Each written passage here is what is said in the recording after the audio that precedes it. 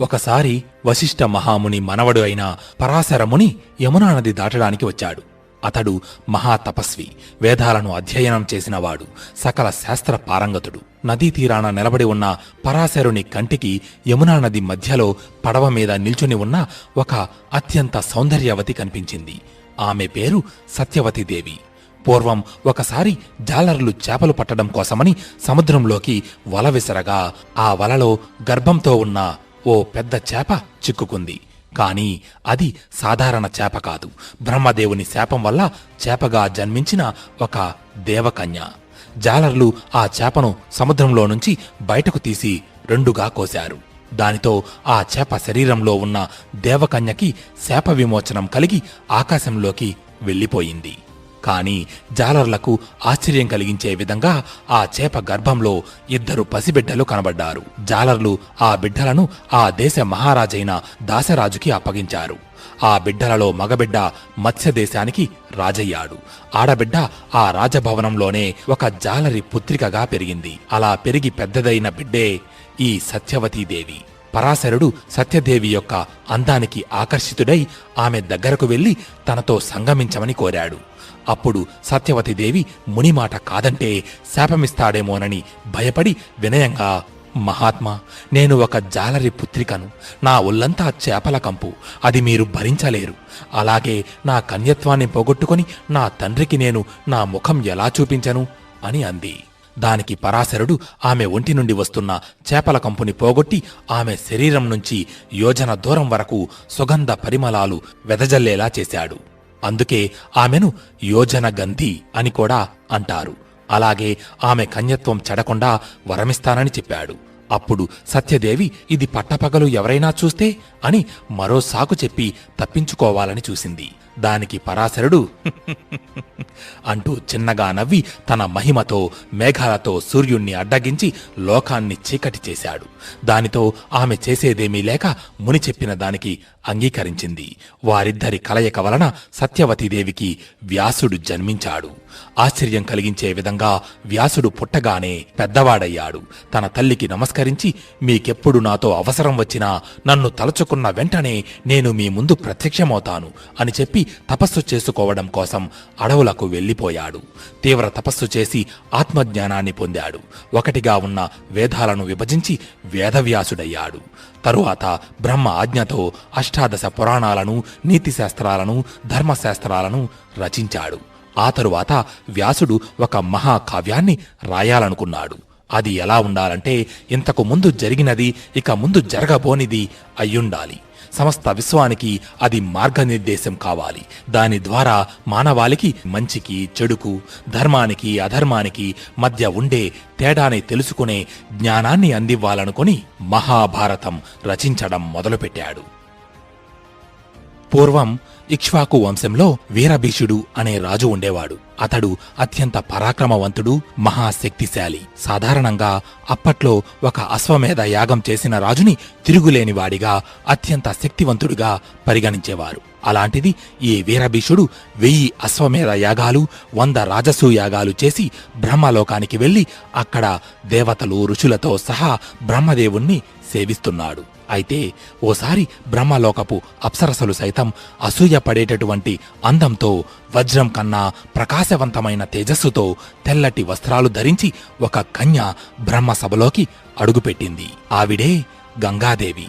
అయితే గంగాదేవి సభలో ఉండగా ఒక్కసారిగా గాలి బలంగా వీచింది. దానితో గంగాదేవి యొక్క చీర కొంచెం పైకి ఎగిరి ఆమె తొడలు కనబడుతున్నాయి. అప్పుడు వెంటనే ఆ సభలోని దేవతలు, ఋషులు, మిగిలిన వాళ్ళందరూ తమ తలలు పక్కకు తిప్పుకున్నారు. కాని ఒక్క వీరభీషుడు మాత్రం ఆసక్తిగా గంగాదేవి వైపే చూస్తున్నాడు. ఇది గమనించిన బ్రహ్మదేవుడు కోపంగా వీరభీషుని వైపు చూస్తూ, వీరభీష అని గట్టిగా ఆ సభ మొత్తం దద్దరిల్లేలా అరచి, పవిత్రమైన ఈ సభను నీ చూపులతో అపవిత్రం చేశావు. కాబట్టి దీనికి శిక్షగా నువ్వు భూలోకాన ఒక మానవ వనిత గర్భాన జన్మిస్తావు అని శపించాడు. తన తప్పు తాను తెలుసుకున్న వీరభీషుడు బ్రహ్మదేవుణ్ణి క్షమాపణ కోరుతూ, మహాత్మా, నేను చేసింది తప్పే. దానికి ప్రాయశ్చిత్తంగా మీరిచ్చిన శాపాన్ని మనస్ఫూర్తిగా స్వీకరిస్తున్నాను. కాని నాదొక చిన్న విన్నపం. భూలోకాన ప్రతీపుడు అనే పుణ్యాత్ముడికి పుత్రుడిగా జన్మించేలా నాకు వరాన్ని ప్రసాదించండి అని కోరాడు. దానికి బ్రహ్మదేవుడు నీవు కోరుకున్నట్టుగానే జరుగుతుంది అని ఆశీర్వదించాడు. కొంతకాలానికి బ్రహ్మవాక్కు ప్రకారం హస్తినాపురానికి రాజైన ప్రతీపుని భార్య సునందకు వీరభీషుడే శంతనుడిగా జన్మించాడు. శంతనుడు పెరిగి యుక్త వయసుకు వచ్చిన తరువాత శంతనుణ్ణి హస్తినాపురానికి రాజుగా పట్టాభిషిక్తుణ్ణి చేసి ప్రతీపుడు రాజ్యాన్ని వదిలిపెట్టి తపస్సు చేసుకోవడానికని అడవులకు వెళ్లిపోయాడు. శంతనుడు ప్రజల శ్రేయస్సే పరమావధిగా మార్చుకుని రాజ్యపాలన చేస్తున్నాడు. అతని పాలనలో హస్తినాపురం సిరి సంపదలతో అష్టైశ్వర్యాలతో తొలతూగుతూ ఉంది. అయితే ఒకసారి శంతనుడు వేటకోసమని గుర్రం మీద అడవులకు ప్రయాణమయ్యాడు. శంతనుడు గుర్రం మీద అలా వెళుతుండగా తనకి గంగానదీ తీరాన నిలబడి ఉన్న ఒక అత్యంత అందమైన యువతి కనిపించింది. ఎంతటి వారినైనా క్షణాల్లో ఆకర్షించేటటువంటి ఆమె అందాన్ని చూసి శంతనుడు మనసులో ఇంతటి సౌందర్యరాశి ముల్లోకాల్లో మరెక్కడా ఉండదేమో అనుకున్నాడు. అందమైన ముఖం, తేజోవంతమైన రూపం, పర్వతాలను సైతం గుండెలపై మోయగల విశాలమైన ఛాతీ, బలమైన బాహువులతో గుర్రం మీద వస్తున్న శంతనుణ్ణి చూసి యువతికి కూడా మనసులో అతనిపై ప్రేమ చిగురించింది. శంతనుడు తన గుర్రాన్ని యువతి వద్దకు పోనించి గుర్రం మీది నుండి కిందికి దిగి ఆ అందగత్తె వైపు చూస్తూ, ఎవరు కన్యా నీవు? ఒంటరిగా ఇక్కడ ఏం చేస్తున్నావు అని అడిగాడు. దానికి ఆమె శంతనుడితో మరో మాట మాట్లాడకుండా, మహారాజా, మీకు నన్ను వివాహం చేసుకోవాలని ఉంటే నేను దానికి అంగీకరిస్తాను.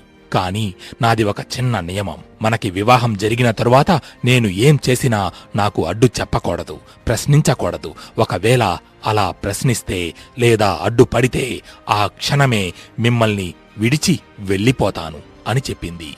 ఇది విన్న శంతనుడికి తన తండ్రి అయిన ప్రతీపుడు తనతో చెప్పిన మాటలు గుర్తుకు వచ్చాయి.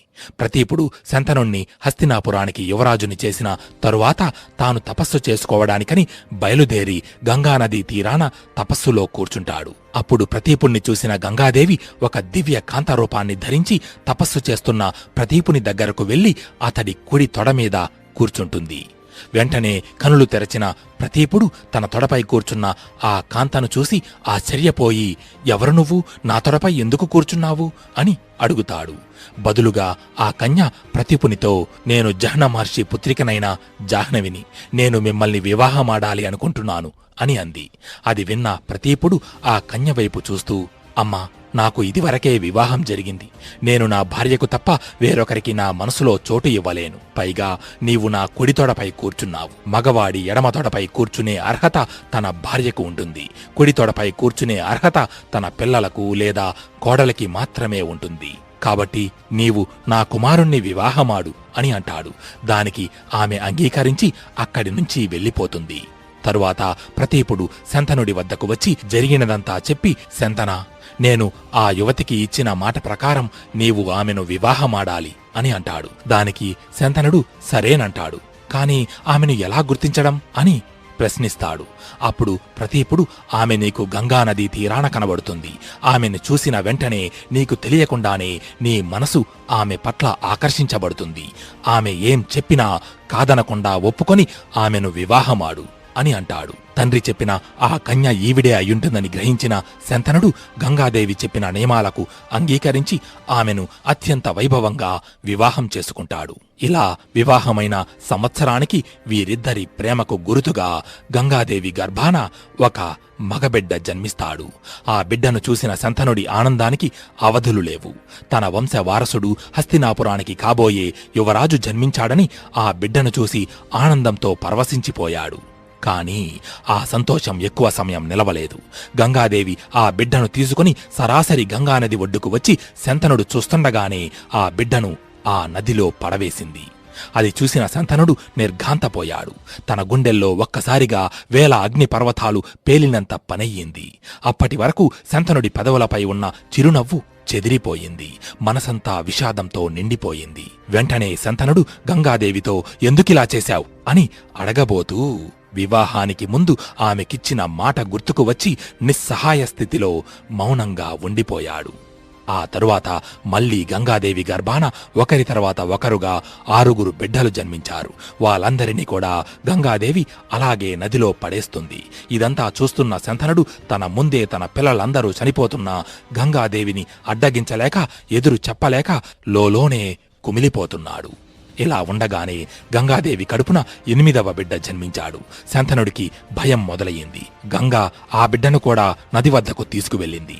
కాని నదిలో తన 8వ బిడ్డను పడేయబోతుంటే అది చూస్తున్న శంతనుడు సహించలేక గట్టిగా ఆగు అని అరచి, ఎందుకిలా చేస్తున్నావు? పుట్టిన 7 బిడ్డల్ని ఇలాగే నదిలో పడేసి చంపావు.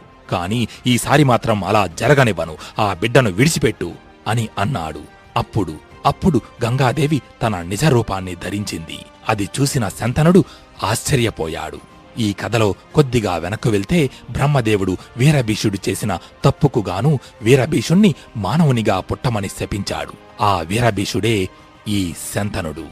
గాలికి చీర ఎగిరినప్పుడు తనని చూసిన వీరభీషుణ్ణి గంగాదేవి కూడా ఇష్టపడింది. అయితే వీరభీషుని గురించి ఆలోచిస్తూ బ్రహ్మలోకం నుండి భూలోకానికి వస్తున్న గంగాదేవికి దారి మధ్యలో ఒకచోట దేవతలైన అష్టవసువులు విచారంగా కనిపించారు. వెంటనే గంగాదేవి వారి వద్దకు వెళ్లి, మీ విచారానికి గల కారణం ఏమిటి అని అడిగింది. దానికి ఆ వసువులు ఇలా చెప్పారు. వరుణుడి కుమారుడు అయిన వశిష్ఠ మహాముని మేరుపర్వతపు గుహలో తపస్సు చేస్తున్నాడు. అయితే వశిష్ఠుని ఆశ్రమంలో నందిని అనే ఒక కామధేనువు ఉంది. వశిష్ఠునికి ఏం కావాలన్నా ఆ కామధేనువు వాటిని క్షణాల్లో ఏర్పాటు చేసేది. అయితే ఒకసారి ఈ అష్టవసువులు వశిష్ఠుని ఆశ్రమానికి వచ్చారు. అక్కడ ఉన్న కామధేనువు యొక్క అద్భుతమైన మహిమలను చూసి ఆశ్చర్యపోయారు. అప్పుడు ఆ 8 మంది వసువులలో 8వ వసువు అయిన ప్రభాసుడి భార్య తన భర్తతో, నందిని అనే ఈ కామధేనువు యొక్క పాలు తాగితే ముసలితనం రాకుండా జీవిస్తారని అంటారు. మరి దీని యొక్క యజమాని ఇంకెంత గొప్పవాడయ్యుండాలి. కాబట్టి ఈ కామధేనువు నా ప్రాణ స్నేహితురాలికి కానుకగా ఇవ్వాలి అని కోరిక కోరింది. దానికి మిగిలిన వసువులు కూడా వంత పలికారు. దాంతో ప్రభాసుడు ఆ కామధేనువును పట్టుకుని దొంగతనంగా తీసుకురాబోయాడు. అయితే ఈ విషయం తపస్సులో ఉన్న వశిష్ఠుడు తన దివ్య దృష్టితో కనిపెట్టాడు. వెంటనే వశిష్ఠ మహాముని అక్కడ ప్రత్యక్షమై అష్టవసువుల వైపు చూస్తూ కోపంతో, మీరు దేవతలయ్యుండి ఇతరుల సొమ్ముకు ఆశపడి నీచమైన దొంగతనానికి పాల్పడ్డారు. కాబట్టి మీరు మీ దైవత్వాన్ని కోల్పోయి భూమి మీద మానవులుగా పుడతారు. ఇదే నా శాపం అని శపించాడు. వెంటనే ఆ అష్టవసువులు మునికాళ్ల మీద పడి, మహాత్మా, ఈ కామధేనువు యొక్క దివ్య మహిమలు చూసి మాలో దీనిని ఎలాగైనా సొంతం చేసుకోవాలి అన్న గర్వం పెరిగింది. అందుకనే మేము ఈ దుష్కార్యానికి పాల్పడ్డాము. మా తప్పును క్షమించి మా శాపాన్ని వెనక్కు తీసుకోండి అని వశిష్ఠుణ్ణి వేడుకున్నారు. దానితో ముని కోపం కొంచెం చల్లారి వసువుల వైపు చూస్తూ, మీలో 7 వసువులకు మానవునిగా పుట్టిన వెంటనే శాప విమోచనం కలుగుతుంది. కాని కామధేనువును దొంగతనంగా తీసుకువెళ్లడానికి ప్రయత్నించిన ఈ ప్రభాసుడు మాత్రం భూమి మీద సంతానహీనుడిగా తన పూర్తి జీవితాన్నే గడుపుతాడు అని అంటాడు. ఇలా వశిష్ఠుడు తమకు ఇచ్చిన శాపం గురించి వివరించి వసువులు గంగాదేవితో, అందువల్లనే మేము భూమి మీద జన్మించడానికి ఒక పుణ్యవతి గర్భం కోసం చూస్తున్నాం. ఇంతలో మీరు దర్శనమిచ్చారు. వీరభీషుడు భూమి మీద శంతనుడిగా జన్మిస్తాడు. మీరు ఆయనకు భార్యగా మారి మాకు జన్మనిచ్చి మేము పుట్టగానే మాకు శాప విమోచనం కలిగించండి అని ప్రార్థించారు. గంగాదేవి కోరిక కూడా అదే కాబట్టి వారి కోరికకు ఒప్పుకుంది. తన నిజరూపాన్ని చూసి ఆశ్చర్యపోయిన శంతనుడితో గంగాదేవి జరిగినదంతా చెప్పి, మనకు పుట్టిన ఈ బిడ్డలు సాధారణ మానవులు కాదు, వీరు దేవతలైన అష్టవసువులు. వశిష్ఠముని శాపం వలన వీరు మానవులుగా జన్మించారు. వారికి ఇచ్చిన మాట ప్రకారం 7 వసువుల్ని గంగలో వేసి వారికి శాప విమోచనం కలిగించాను. కాని ఈ 8వ బిడ్డను గంగలో వెయ్యబోతుంటే మీరు అడ్డుకున్నారు. మన వివాహానికి ముందు నాకు ఇచ్చిన మాటను మీరు అతిక్రమించారు. కాబట్టి నేను మిమ్మల్ని వదిలి వెళ్లిపోతున్నాను. ఈ బిడ్డను కూడా నాతోనే తీసుకువెళ్తున్నాను. వీడిని అత్యంత పరాక్రమవంతుడిగా గొప్పవాడిగా తీర్చిదిద్ది తిరిగి మీకు అప్పగిస్తాను అని చెప్పి గంగాదేవి అక్కడి నుండి మాయమైపోయింది. శంతనుడు కూడా తిరిగి హస్తినాపురానికి వచ్చి రాజ్యాన్ని పరిపాలిస్తున్నాడు. ఇలా 17 సంవత్సరాలు గడిచింది. జరిగిన సంఘటనలను గుర్తుకు తెచ్చుకుంటూ శంతనుడు గంగానదీ తీరాన నిలబడి ఉన్నాడు. నదీ ప్రవాహాన్నే చూస్తున్న శంతనుడి కంటికి ఒక్కసారిగా గంగా ప్రవాహం ఆగిపోయినట్టు కనిపించింది. అది చూసిన శంతనుడు ఆశ్చర్యంతో ఆ నదిని అనుసరిస్తూ పరిగెడుతున్నాడు. ఇలా నది వెంట వెళుతున్న శంతనుడికి ఒకచోట ఆకాశం నుండి గుంపులుగా బాణాలు వచ్చి నదిలోకి వెళ్లి నదికి అడ్డుకట్టగా మారి గంగా ప్రవాహాన్ని అడ్డగించడం గమనించాడు. ఆ బాణాలు వేస్తోంది ఎవరా అని శంతనుడు తన తల పక్కకి తిప్పి చూడగా అక్కడ ఓ 17 సంవత్సరాల యువకుడు ధనుర్బాణాలు చేతధరించి నిలబడి ఉన్నాడు.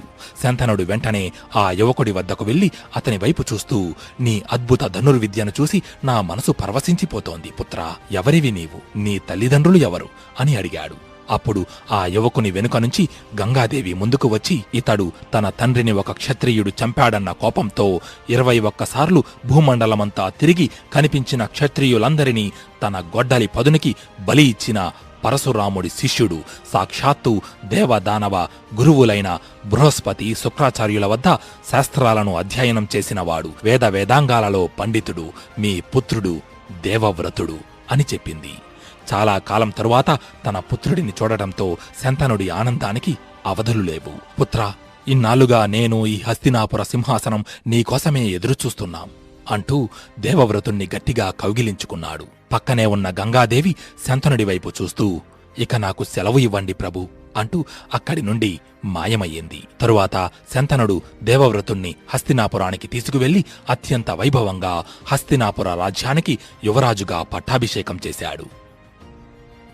దేవవ్రతుడిని హస్తినాపుర యువరాజుగా పట్టాభిషేకం చేసిన తరువాత ఒకసారి శంతనుడు రాజ్యంలో విహరిస్తూ యమునా నది వద్దకు వచ్చాడు.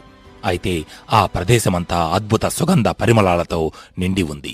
ఈ పరిమళాలు ఎక్కడి నుంచి వస్తున్నాయి అని శంతనుడు చుట్టూ చూడసాగాడు. తన కంటికి యమునా నదిలో పడవ నడుపుతూ ఒడ్డుకు వస్తున్న ఓ యువతి కనిపించింది. ఆవిడే సత్యవతీదేవి. శంతనుడు ఆ యువతి యొక్క అందానికి మరియు ఆమె నుండి వస్తున్న అద్భుత పరిమళాలను చూసి పరవశించిపోయాడు. వెంటనే ఆ యువతి వద్దకు వెళ్లి, సుందరి, ఎవరు నీవు, ఇలా ఇక్కడ పడవ ఎందుకు నడుపుతున్నావు అని ఆశ్చర్యంగా అడిగాడు. సమాధానంగా ఆ యువతి, నేను దాసరాజు పుత్రికనైన సత్యవతిని, మా తండ్రిగారి ఆజ్ఞ మేరకు పడవ నడుపుతున్నాను అని చెప్పింది. ఆ యువతి యొక్క అద్భుత సౌందర్యానికి మైమర్చిపోయిన శంతనుడు ఆమెను వివాహం చేసుకోవాలనుకున్నాడు. వెంటనే శంతనుడు ఆ యువతి తండ్రి అయిన దాసరాజు దగ్గరకు వెళ్లి ఆయనతో, దాసరాజా, నేను హస్తినాపుర మహారాజైన శంతనుడిని. యమునా నదిలో పడవ నడుపుతున్న మీ కుమార్తెను చూసి తొలిచూపులోనే ప్రేమించాను. మీరు అంగీకరిస్తే మీ కుమార్తెను వివాహమాడి హస్తినాపురానికి మహారాణిగా చేస్తాను అని చెప్పాడు. అది విన్న దాసరాజు శంతనుడి వైపు చూస్తూ, మహారాజా, మీ అంతటి వారే వచ్చి మా కుమార్తెను వివాహం చేసుకుంటానంటే అంతకంటే అదృష్టం మాకు మరేముంటుంది? కాని నాది ఒక విన్నపం. మీకు మా పుత్రికకు వివాహం జరిగిన తరువాత ఆమె గర్భాన జన్మించిన పుత్రులే హస్తినాపుర సింహాసనానికి వారసులుగా రాజ్యాధికారం చేపడతారని నాకు వాగ్దానం చెయ్యండి అని కోరాడు. అది విన్న శంతనుడు, హస్తినాపుర సింహాసనానికి వారసుడు నా జ్యేష్ఠ కుమారుడు, సద్గుణ సంపన్నుడు అయిన గంగాపుత్రుడు దేవవ్రతుడు. అతడికి తప్ప నేను మరొకరికి రాజ్యాధికారాన్ని ఇవ్వలేను. ఇది కాకుండా మీకు మరేమైనా కోరిక ఉంటే కోరుకోండి అని అన్నాడు. అప్పుడు దాసరాజు, మహారాజా, నా పుత్రిక సత్యవతి మిమ్మల్ని వివాహం చేసుకుంటే అప్పుడు నా కుమార్తె మీ ప్రథమ పుత్రుడికి సవతి తల్లి అవుతుంది. నా కుమార్తెకు పుట్టబోయే బిడ్డలు జీవితాంతం యువరాజుకి సేవకులుగా దాస్యం చేస్తూ బ్రతకాలి. నా కూతురికి నేను అటువంటి జీవితాన్ని కల్పించలేను. అది కాకుండా నాకు మరే కోరిక లేదు అని అన్నాడు. ఇక శంతనుడు దాసరాజు కోరిన దానికి అంగీకరించక తిరిగి హస్తినాపురానికి వెళ్లిపోయాడు. శంతనుడు తన కుమారుడి మీదున్న మమకారంతో దాసరాజు చెప్పిన దానికి నిరాకరించాడు. కాని సత్యవతీ దేవిపై ప్రేమను వదులుకోలేదు. ఆమె గురించే ఆలోచిస్తూ రాజ్యకార్యాలను పట్టించుకోవడం మానేశాడు. ఎవరితోనూ మాట్లాడకుండా ఒంటరిగా తన రాజమందిరంలోనే ఉంటున్నాడు. తండ్రి ముఖంలోని విషాదాన్ని గమనించిన దేవవ్రతుడు మంత్రులను సమావేశపరిచి, మహామంత్రి, కొంతకాలంగా తండ్రిగారి ప్రవర్తనలో ఏదో తెలియని మార్పు వచ్చింది. రాజ్య కార్యాలను, వారి ఆరోగ్యాన్ని సరిగ్గా పట్టించుకోవడం లేదు. సమయానికి భోజనం కూడా చేయడం లేదు. ఏదో కారణంగా ఆయన తీవ్రమైన బాధను అనుభవిస్తున్నారు. అది ఏమిటో మీకు తెలుసా అని అడిగాడు. దానికి మహామంత్రి దేవవ్రతుడితో, యువరాజా, మహారాజు శంతనుల వారు యమునా నదీ తీరాన ఒక కన్యను చూసి ఇష్టపడ్డారు. ఆమెను వివాహమాడాలని ఆ కన్య తండ్రి అయిన దాసరాజుని అడుగగా ఆయన ఈ వివాహానికి ఒక నియమం పెట్టాడు అని జరిగిన విషయమంతా చెప్పాడు. అది విన్న దేవవ్రతుడు తన తండ్రి బాధకు తనే కారణమని భావించి దాసరాజు వద్దకు వెళ్లి, నేను శంతన మహారాజు కుమారుడినైన దేవవ్రతుడను. మా పితృదేవులు మీ కుమార్తె మాత సత్యవతీదేవిని ఇష్టపడ్డారు. వారిద్దరికీ వివాహం జరిపించండి అని అడిగాడు. అప్పుడు దాసరాజు శంతన మహారాజు మేము చెప్పిన దానికి అంగీకరిస్తే తప్పక ఈ వివాహం జరుగుతుంది అని అన్నాడు. దానికి దేవవ్రతుడు, మీరు అడిగిన కోరిక ఏంటో నాకు తెలుసు. మీరు కోరుకున్నట్టుగానే నేను హస్తినాపుర సింహాసనాన్ని ఆశించకుండా మాత సత్యవతీదేవి గర్భాన జన్మించిన పుత్రులకే సింహాసనం దక్కేలా చేస్తాను అని అన్నాడు. అది విన్న దాసరాజు, మీరు మీ తండ్రి గారి మీద ఉన్న ప్రేమతో సింహాసనాన్ని త్యజించారు. కాని రేపు మీకు పుట్టబోయే బిడ్డలు మీ మీద ఉన్న ప్రేమతో రాజ్యాన్ని ఆశించరని నమ్మకం ఏముంది అని అన్నాడు. వెంటనే దేవవ్రతుడు దాసరాజుని సత్యవతీదేవిని తన రథంపై ఎక్కించుకుని హస్తినాపురికి తీసుకువెళ్లి అక్కడ రాజ్యసభలో శంతనుడి ముందు నిలబడి సభలోని ప్రముఖులు సామంతరాజుల మధ్యలో రాజ్య ప్రజలందరూ చూస్తుండగా, మా పితృదేవులు మహారాజు శంతనుల వారికి దాసరాజు పుత్రిక అయిన మాతా సత్యవతీదేవికి వివాహం జరిపించాలని నిశ్చయించుకున్నాను. మాతా సత్యవతీదేవి గర్భాన జన్మించిన పుత్రులకే ఈ హస్తినాపుర రాజ్య సింహాసనంపై అధికారం ఉంటుంది. నేను ఇప్పటి నుండి ఈ సింహాసనానికి వారసుడిగా కాకుండా సేవకుడినై పరిరక్షిస్తాను. నేను నా వంశాభివృద్ధిని ఆశించకుండా ఆజన్మాంతం బ్రహ్మచర్య వ్రతాన్ని పాటిస్తాను అని పంచభూతాల సాక్షిగా ప్రతిజ్ఞ చేస్తున్నాను అంటూ భీషణ ప్రతిజ్ఞ చేశాడు. తమకు పిల్లలు పుట్టగానే తమ తల్లిదండ్రులను భారంగా భావించి వృద్ధాశ్రమాలలో పడవేసే ఇప్పటి మనుషులకు తన తండ్రి సంతోషం కోసం రాజ్యాన్ని, తన ఆనందాన్ని త్యాగం చేసిన దేవవ్రతుడి జీవితం ఒక గుణపాఠం. ఈ భీషణ ప్రతిజ్ఞకు దేవతలు ఆకాశం నుండి పూలవాన కురిపించారు. అప్పటి నుండి సమస్త విశ్వం గంగాపుత్రుడిని దేవవ్రతుడు అని కాక భీష్ముడు అనే పేరుతో కీర్తించారు. అప్పుడు శంతనుడు భీష్ముని వైపు చూస్తూ, పుత్రా, నీ పితృభక్తికి నా మనసు ఆనందంతో పులకరించిపోతోంది. నీకు ఇచ్ఛామృత్యువు వరాన్ని ప్రసాదిస్తున్నాను. ఇప్పటి నుండి నీ అంతటా నీవు కోరుకోకుండా చావు కూడా నీ దరికి చేరదు అని ఆశీర్వదించాడు. ఆ తరువాత శంతనుడికి సత్యవతీదేవికి అంగరంగ వైభవంగా వివాహం జరిగింది. వివాహం జరిగిన కొంతకాలానికి సత్యవతీదేవి గర్భాన 2 మగబిడ్డలు జన్మించారు. వారికి చిత్రాంగదుడు, విచిత్రవీర్యుడు అని పేర్లు పెట్టారు. అయితే వీళ్లు చిన్న వయసులో ఉండగానే శంతనుడు అనారోగ్యం కారణంగా మరణించాడు. దానితో భీష్ముడు రాజ్యభారాన్ని, కుటుంబ బాధ్యతలను తనపై వేసుకున్నాడు. భీష్ముడు తను చేసిన ప్రతిజ్ఞకు కట్టుబడి శంతనుడు మరణించిన తరువాత కూడా సింహాసనాన్ని అధిష్ఠించలేదు. భీష్ముడు ఎప్పుడూ సత్యవతీదేవిని తన సవతి తల్లిగా, చిత్రాంగదుడు, విచిత్రవీర్యులను తన సవతి తల్లి బిడ్డలుగా భావించలేదు. తన తమ్ముళ్లకు తనే తండ్రిలా మారి వారిని పెంచి పెద్ద చేశాడు. చిత్రాంగదుడు, విచిత్రవీర్యుడు యుక్త వయసుకు వచ్చిన తరువాత భీష్ముడు వారిద్దరిలో పెద్దవాడైన చిత్రాంగదుడికి హస్తినాపుర యువరాజుగా పట్టాభిషేకం చేశాడు. కాని చిత్రాంగదుడు అహంకారి. తన పేరే కలిగిన చిత్రాంగదుడు అనే మరొక గంధర్వరాజుతో ద్వంద్వయుద్ధం చేసి మరణిస్తాడు. చిత్రాంగదుడు మరణించడంతో భీష్ముడు సత్యవతీదేవి 2వ కుమారుడైన విచిత్రవీర్యుడిని హస్తినాపురికి యువరాజుని చేస్తాడు. కాని విచిత్రవీర్యుడు హస్తినాపుర మహాసామ్రాజ్యాన్ని పరిపాలించేంత సమర్థుడు కాదు. విచిత్రవీర్యుడు సింహాసనంపై కూర్చున్న రాజ్యకార్యాలన్నీ భీష్ముడే చూస్తుండేవాడు. భీష్ముని సారథ్యంలో హస్తినాపుర రాజ్య వైభవం అనేక రెట్లు పెరిగింది. భీష్ముడి పేరు ప్రఖ్యాతలు భూమండలమంతా మారుమోగుతున్నాయి. అయితే కాశీరాజు తన 3 కుమార్తెలైన అంబ, అంబిక, అంబాలికలకు వివాహం జరిపించాలని స్వయంవరం ఏర్పాటు చేశాడు. ఆ 3 కన్యలు అత్యంత సౌందర్యరాశులు. వారిని వివాహం చేసుకోవడం కోసం అన్ని రాజ్యాల నుండి రాజులు, యువరాజులు స్వయంవరానికి వచ్చారు. ఈ విషయం భీష్ముడికి తెలిసి ఆ 3 కన్యలను తన తమ్ముడైన విచిత్రవీర్యునికి ఇచ్చి వివాహం చేయాలని నిశ్చయించుకొని తను కూడా ఆ స్వయంవరానికి బయలుదేరాడు.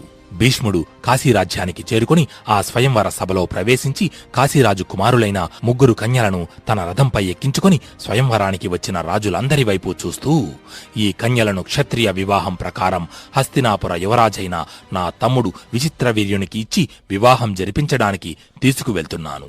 మీలో ఎవరికైనా నన్ను ఎదిరించగల సామర్థ్యం ఉంటే నన్ను అడ్డగించవచ్చు అని అన్నాడు. దానితో స్వయంవరానికి వచ్చిన రాజులందరూ వారి ఆయుధాలను చేతబట్టి భీష్ముడితో యుద్ధానికి సిద్ధమయ్యారు. సమస్త భూమండలంలోని రాజులందరూ ఒకవైపు ఉన్నారు. భీష్ముడు ఒక్కడే మరోవైపు నిలబడ్డాడు. రాజులందరూ వారి ధనస్సులను ఎక్కుపెట్టి ఒక్కసారిగా భీష్మునిపై బాణాలు సంధించారు. కుప్పలు తెప్పలుగా కొన్ని వేల బాణాలు భీష్ముడి వైపే వస్తున్నాయి. అప్పుడు భీష్ముడు తన ధనస్సుకి బాణాన్ని జోడించి నోటితో ఒక మంత్రాన్ని జపించి వింటినారిని గట్టిగా లాగి బాణాన్ని వదిలాడు. భీష్ముడు ధనస్సు నుండి వెలువడిన బాణం 2గా మారి భీష్ముడి ముందే చిన్నపాటి బ్లాక్ హోల్స్ లాంటి 2 మాయా రంధ్రాలు ఏర్పడ్డాయి. భీష్ముడి మీదకు వేగంగా వస్తున్న ఆ బాణాలు భీష్ముడి ముందు ఉన్న ఒక రంధ్రంలోకి ప్రవేశించి ఆ రంధ్రానికి పక్కనే ఉన్న 2వ రంధ్రం ద్వారం నుండి బయటకు వచ్చి తిరిగి మళ్లీ ఆ బాణాలు వేసిన వారి మీదికే వెళ్లాయి. భీష్ముడు ఇంకో బాణాన్ని ఎక్కుపెట్టి ఆకాశంలోకి వదిలాడు. ఆ బాణం ఆకాశంలోకి వెళ్లగానే అక్కడి వాతావరణం మారిపోయింది. ఆ ప్రదేశమంతా కారుమేఘాలు ఆవహించి ఆకాశం నుండి అగ్నిగుండాలు కురుస్తున్నాయి. భీష్ముడి శౌర్య పరాక్రమాలకు ఆ రాజులందరూ వారి రథాలతో వెనక్కు తిరిగి పారిపోతున్నారు. అలా వెనక్కు తిరిగి పారిపోతున్న కొన్ని వేల రథాల మధ్య నుండి ఒక్క రథం మాత్రం భీష్ముడికి ఎదురుగా ముందుకు వచ్చి ఆగింది. ఆ రథంపై ఉన్నది సాల్వ మహారాజు. ఇంత జరిగినా సాల్వుడు భీష్ముడిని అడ్డగించడానికి ప్రయత్నించడం వెనుక ఒక కారణం ఉంది. కాశీరాజు 3 కుమార్తెలలో పెద్ద కుమార్తె అయిన అంబా సాల్వుడు ఇంతకు ముందే ప్రేమించుకున్నారు.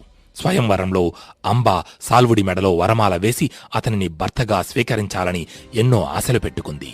వాళ్ళు అనుకున్నది జరిగే సమయానికి ఎవరూ ఊహించని విధంగా భీష్ముడు అక్కడికి వచ్చి అక్కడి రాజులకు సవాలు విసిరి ఈ కన్యలను తీసుకుని వెళ్తున్నాడు. సాల్వుడు తన రథంపై నిలబడి తన ముందు ఉన్న భీష్ముడితో, గంగాపుత్ర భీష్మ, ఈ రోజు నీకు ఈ సాల్వుడి శక్తి ఎంతటిదో రుచి చూపిస్తాను. నేను వేసే బాణ పరంపరతో నిన్ను మూర్ఛపోయేలా చేస్తాను అని సాల్వుడు తన మాట పూర్తి చేసే లోపే భీష్ముడి ధనస్సు నుండి ఒక బాణం వెలువడి సాల్వుడి చేతిలోని ధనస్సును విరగ్గొడుతుంది.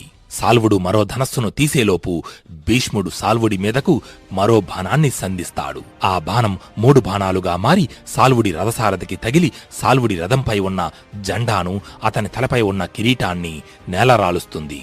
సాల్వుడు అవమానంగా భూమిపై పడి ఉన్న తన కిరీటాన్ని చూసి తిరిగి భీష్ముని వైపు చూసే లోపే భీష్ముడు ధనస్సు నుండి ఇంకో బాణం వచ్చి సాల్వుడి రథానికి తగిలి ఆ రథం కుప్పకూలి రథంపై నిలబడి ఉన్న సాల్వుడు నేలపై పడిపోతాడు. ఇలా స్వయంవరానికి వచ్చిన రాజులందరినీ జయించి కాశీరాజు 3 కుమార్తెలను తీసుకుని భీష్ముడు హస్తినాపురానికి చేరుకున్నాడు. భీష్ముడు వచ్చేసరికి రాజభవనం ముందు సత్యవతీదేవి హారతి పట్టుకుని నిలబడి ఉంది. సత్యవతీదేవిని చూసిన అంబాదేవి ఒక్కసారిగా ఏడవడం మొదలుపెట్టింది. వెంటనే సత్యవతీదేవి, ఏమైందమ్మా, ఎందుకు కన్నీరు పెడుతున్నావు అని అడుగగా దానికి అంబా, నేను ఇంతకు మునిపే మహారాజు సాల్వుడిని ఇష్టపడ్డాను. నా మనసులో ఏముందో తెలుసుకోకుండా మీ పుత్రుడు భీష్ముడు నన్ను ఇలా స్వయంవరం నుండి తీసుకువచ్చాడు అని చెప్పింది. అది విన్న భీష్ముడు అంబాదేవితో, అమ్మా, మీ మనసులో మరొకరు ఉన్నారన్న విషయం నాకు తెలియదు. ఒకవేళ తెలిస్తే మిమ్మల్ని ఇలా తీసుకువచ్చేవాడిని కాదు. స్వయంవరానికి సిద్ధపడిన స్త్రీ ఇంతకు ముందే మరొకరిని ఇష్టపడి ఉంటుందని ఎవరూ ఊహించరు. అయినా మీకు ఇష్టం లేకుండా బలవంతంగా మిమ్మల్ని మా తమ్ముడికి ఇచ్చి వివాహం జరిపించలేను. మీరు కోరుకున్న వ్యక్తినే వివాహమాడండి అని చెప్పి కొంతమంది బ్రాహ్మణులను అంబకు తోడుగా ఇచ్చి సాల్వుని వద్దకు పంపించాడు. అప్పుడు సత్యవతీదేవి అంబికా అంబాలికల వైపు చూస్తూ, మీకు ఈ వివాహం ఇష్టమేనా అని అడుగగా వాళ్ళు సంతోషంగా అంగీకరించారు. దానితో విచిత్రవీర్యునికి అంబికా అంబాలికలను ఇచ్చి వివాహం జరిపించారు. అయితే మరుసటి రోజు ఉదయం ఎవ్వరూ ఊహించని విధంగా అంబాదేవి తిరిగి హస్తినాపుర రాజ్యసభలో అడుగుపెట్టింది. అంబని చూసిన భీష్ముడు, సత్యాదేవి ఆశ్చర్యపోయారు. తన ముందుకు వచ్చిన అంబను చూసిన సాల్వుడు అంబతో, ఎందుకు వచ్చావు అని అడిగాడు. దానికి సమాధానంగా అంబా సాల్వుడి వైపు చూస్తూ, మన ప్రేమ విషయం భీష్ముడికి చెప్పగా అతడు దయతో నన్ను నీ వద్దకు పంపించాడు. ఇక మనకి ఏ అడ్డంకీ లేదు. మనం ఈ క్షణమే వివాహం చేసుకుందాం అని అంది.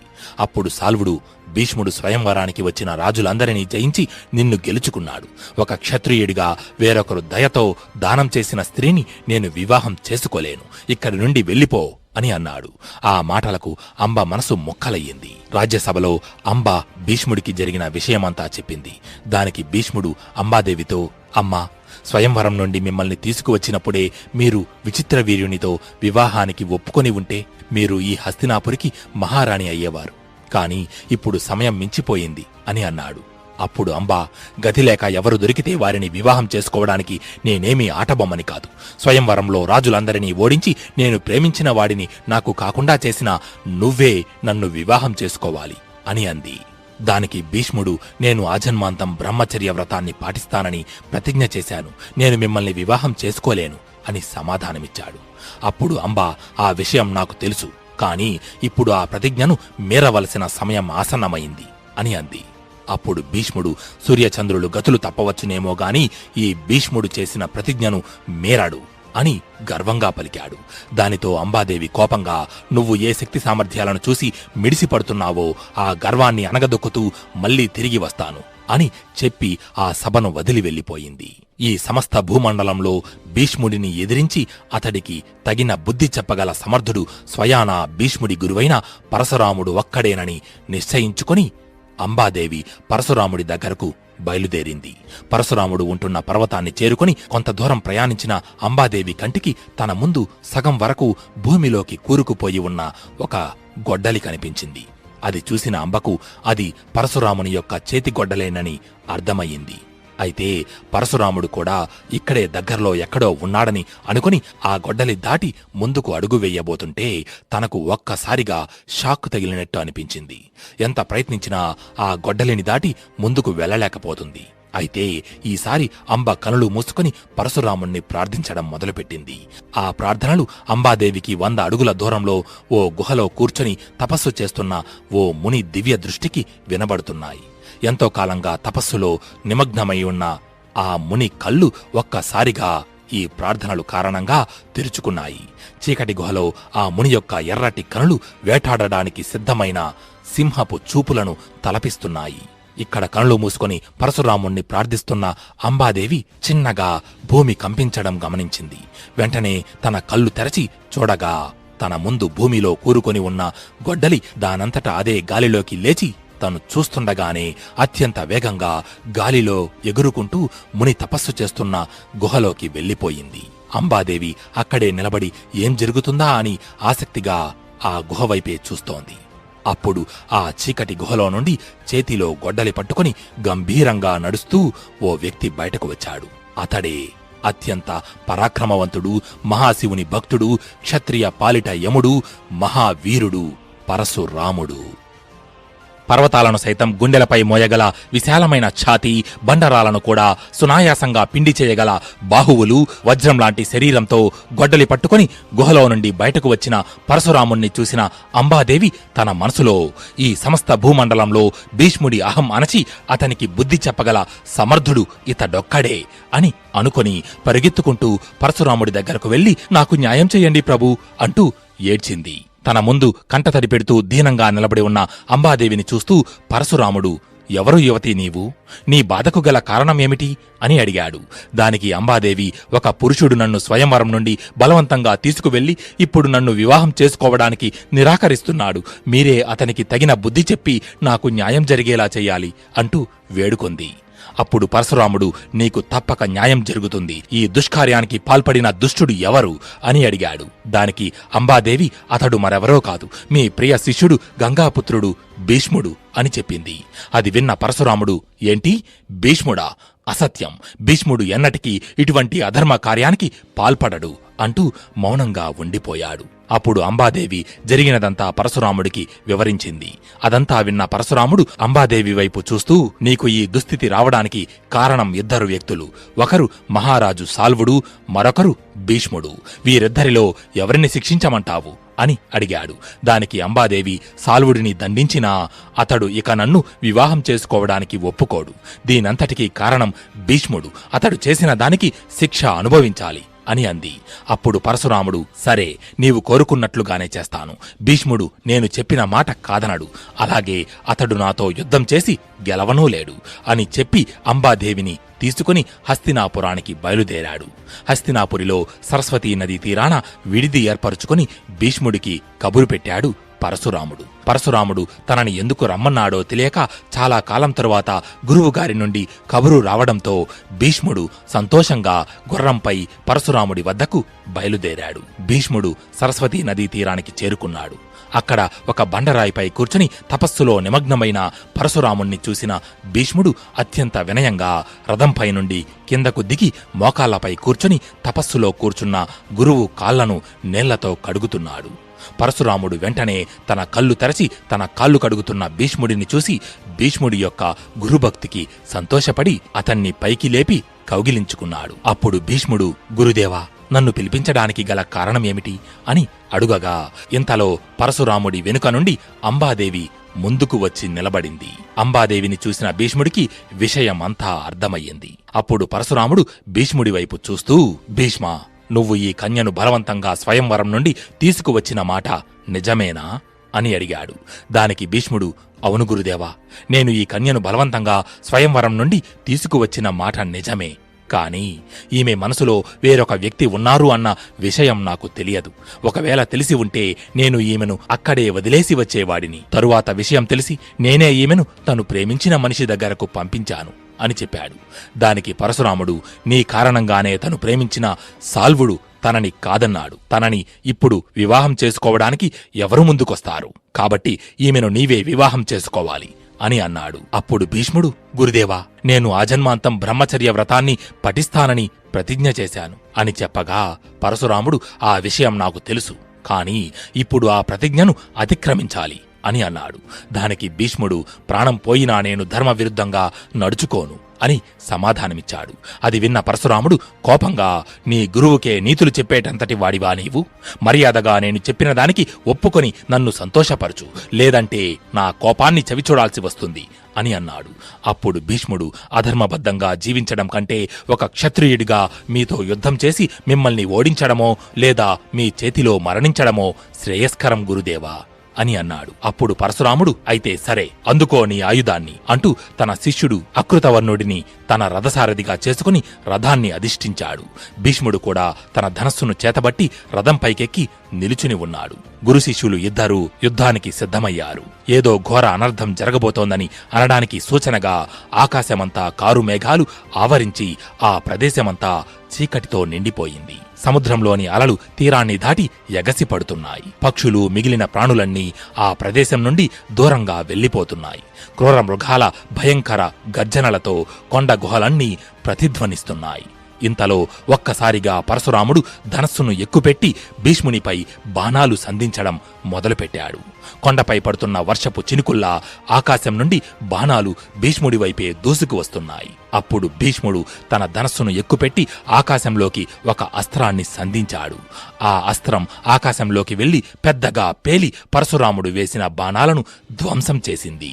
వారిద్దరి మధ్య యుద్ధం అత్యంత ఘోరంగా సాగుతోంది. కత్తి, గద, గొడ్డలి, బల్లెం ఇలా వారు యుద్ధంలో ఉపయోగించని ఆయుధం లేదు, ప్రయోగించని శస్త్రం లేదు. పరశురాముడి శరీరానికి వృద్ధాప్యం రావచ్చు, కాని ఆయన శక్తి మాత్రం అణువంతైనా తగ్గలేదు. ఇక భీష్ముడైతే గురువుకి ఏమాత్రం తీసిపోకుండా పరశురాముడితో సమానంగా యుద్ధం కొనసాగిస్తున్నాడు. రోజులు నిమిషాల్లా గడిచిపోతున్నాయి. కాని వారిద్దరి మధ్య యుద్ధం జరుగుతూనే ఉంది. ఎవరూ తగ్గడం లేదు. ఇంతలో భీష్ముడు వేసిన బాణం ఒకటి 7 బాణాలుగా మారి పరశురాముని శరీరంలో దిగి శరీరం నుంచి రక్తం ప్రవహిస్తోంది. అది చూసి భీష్ముడు తీవ్రంగా బాధపడ్డాడు.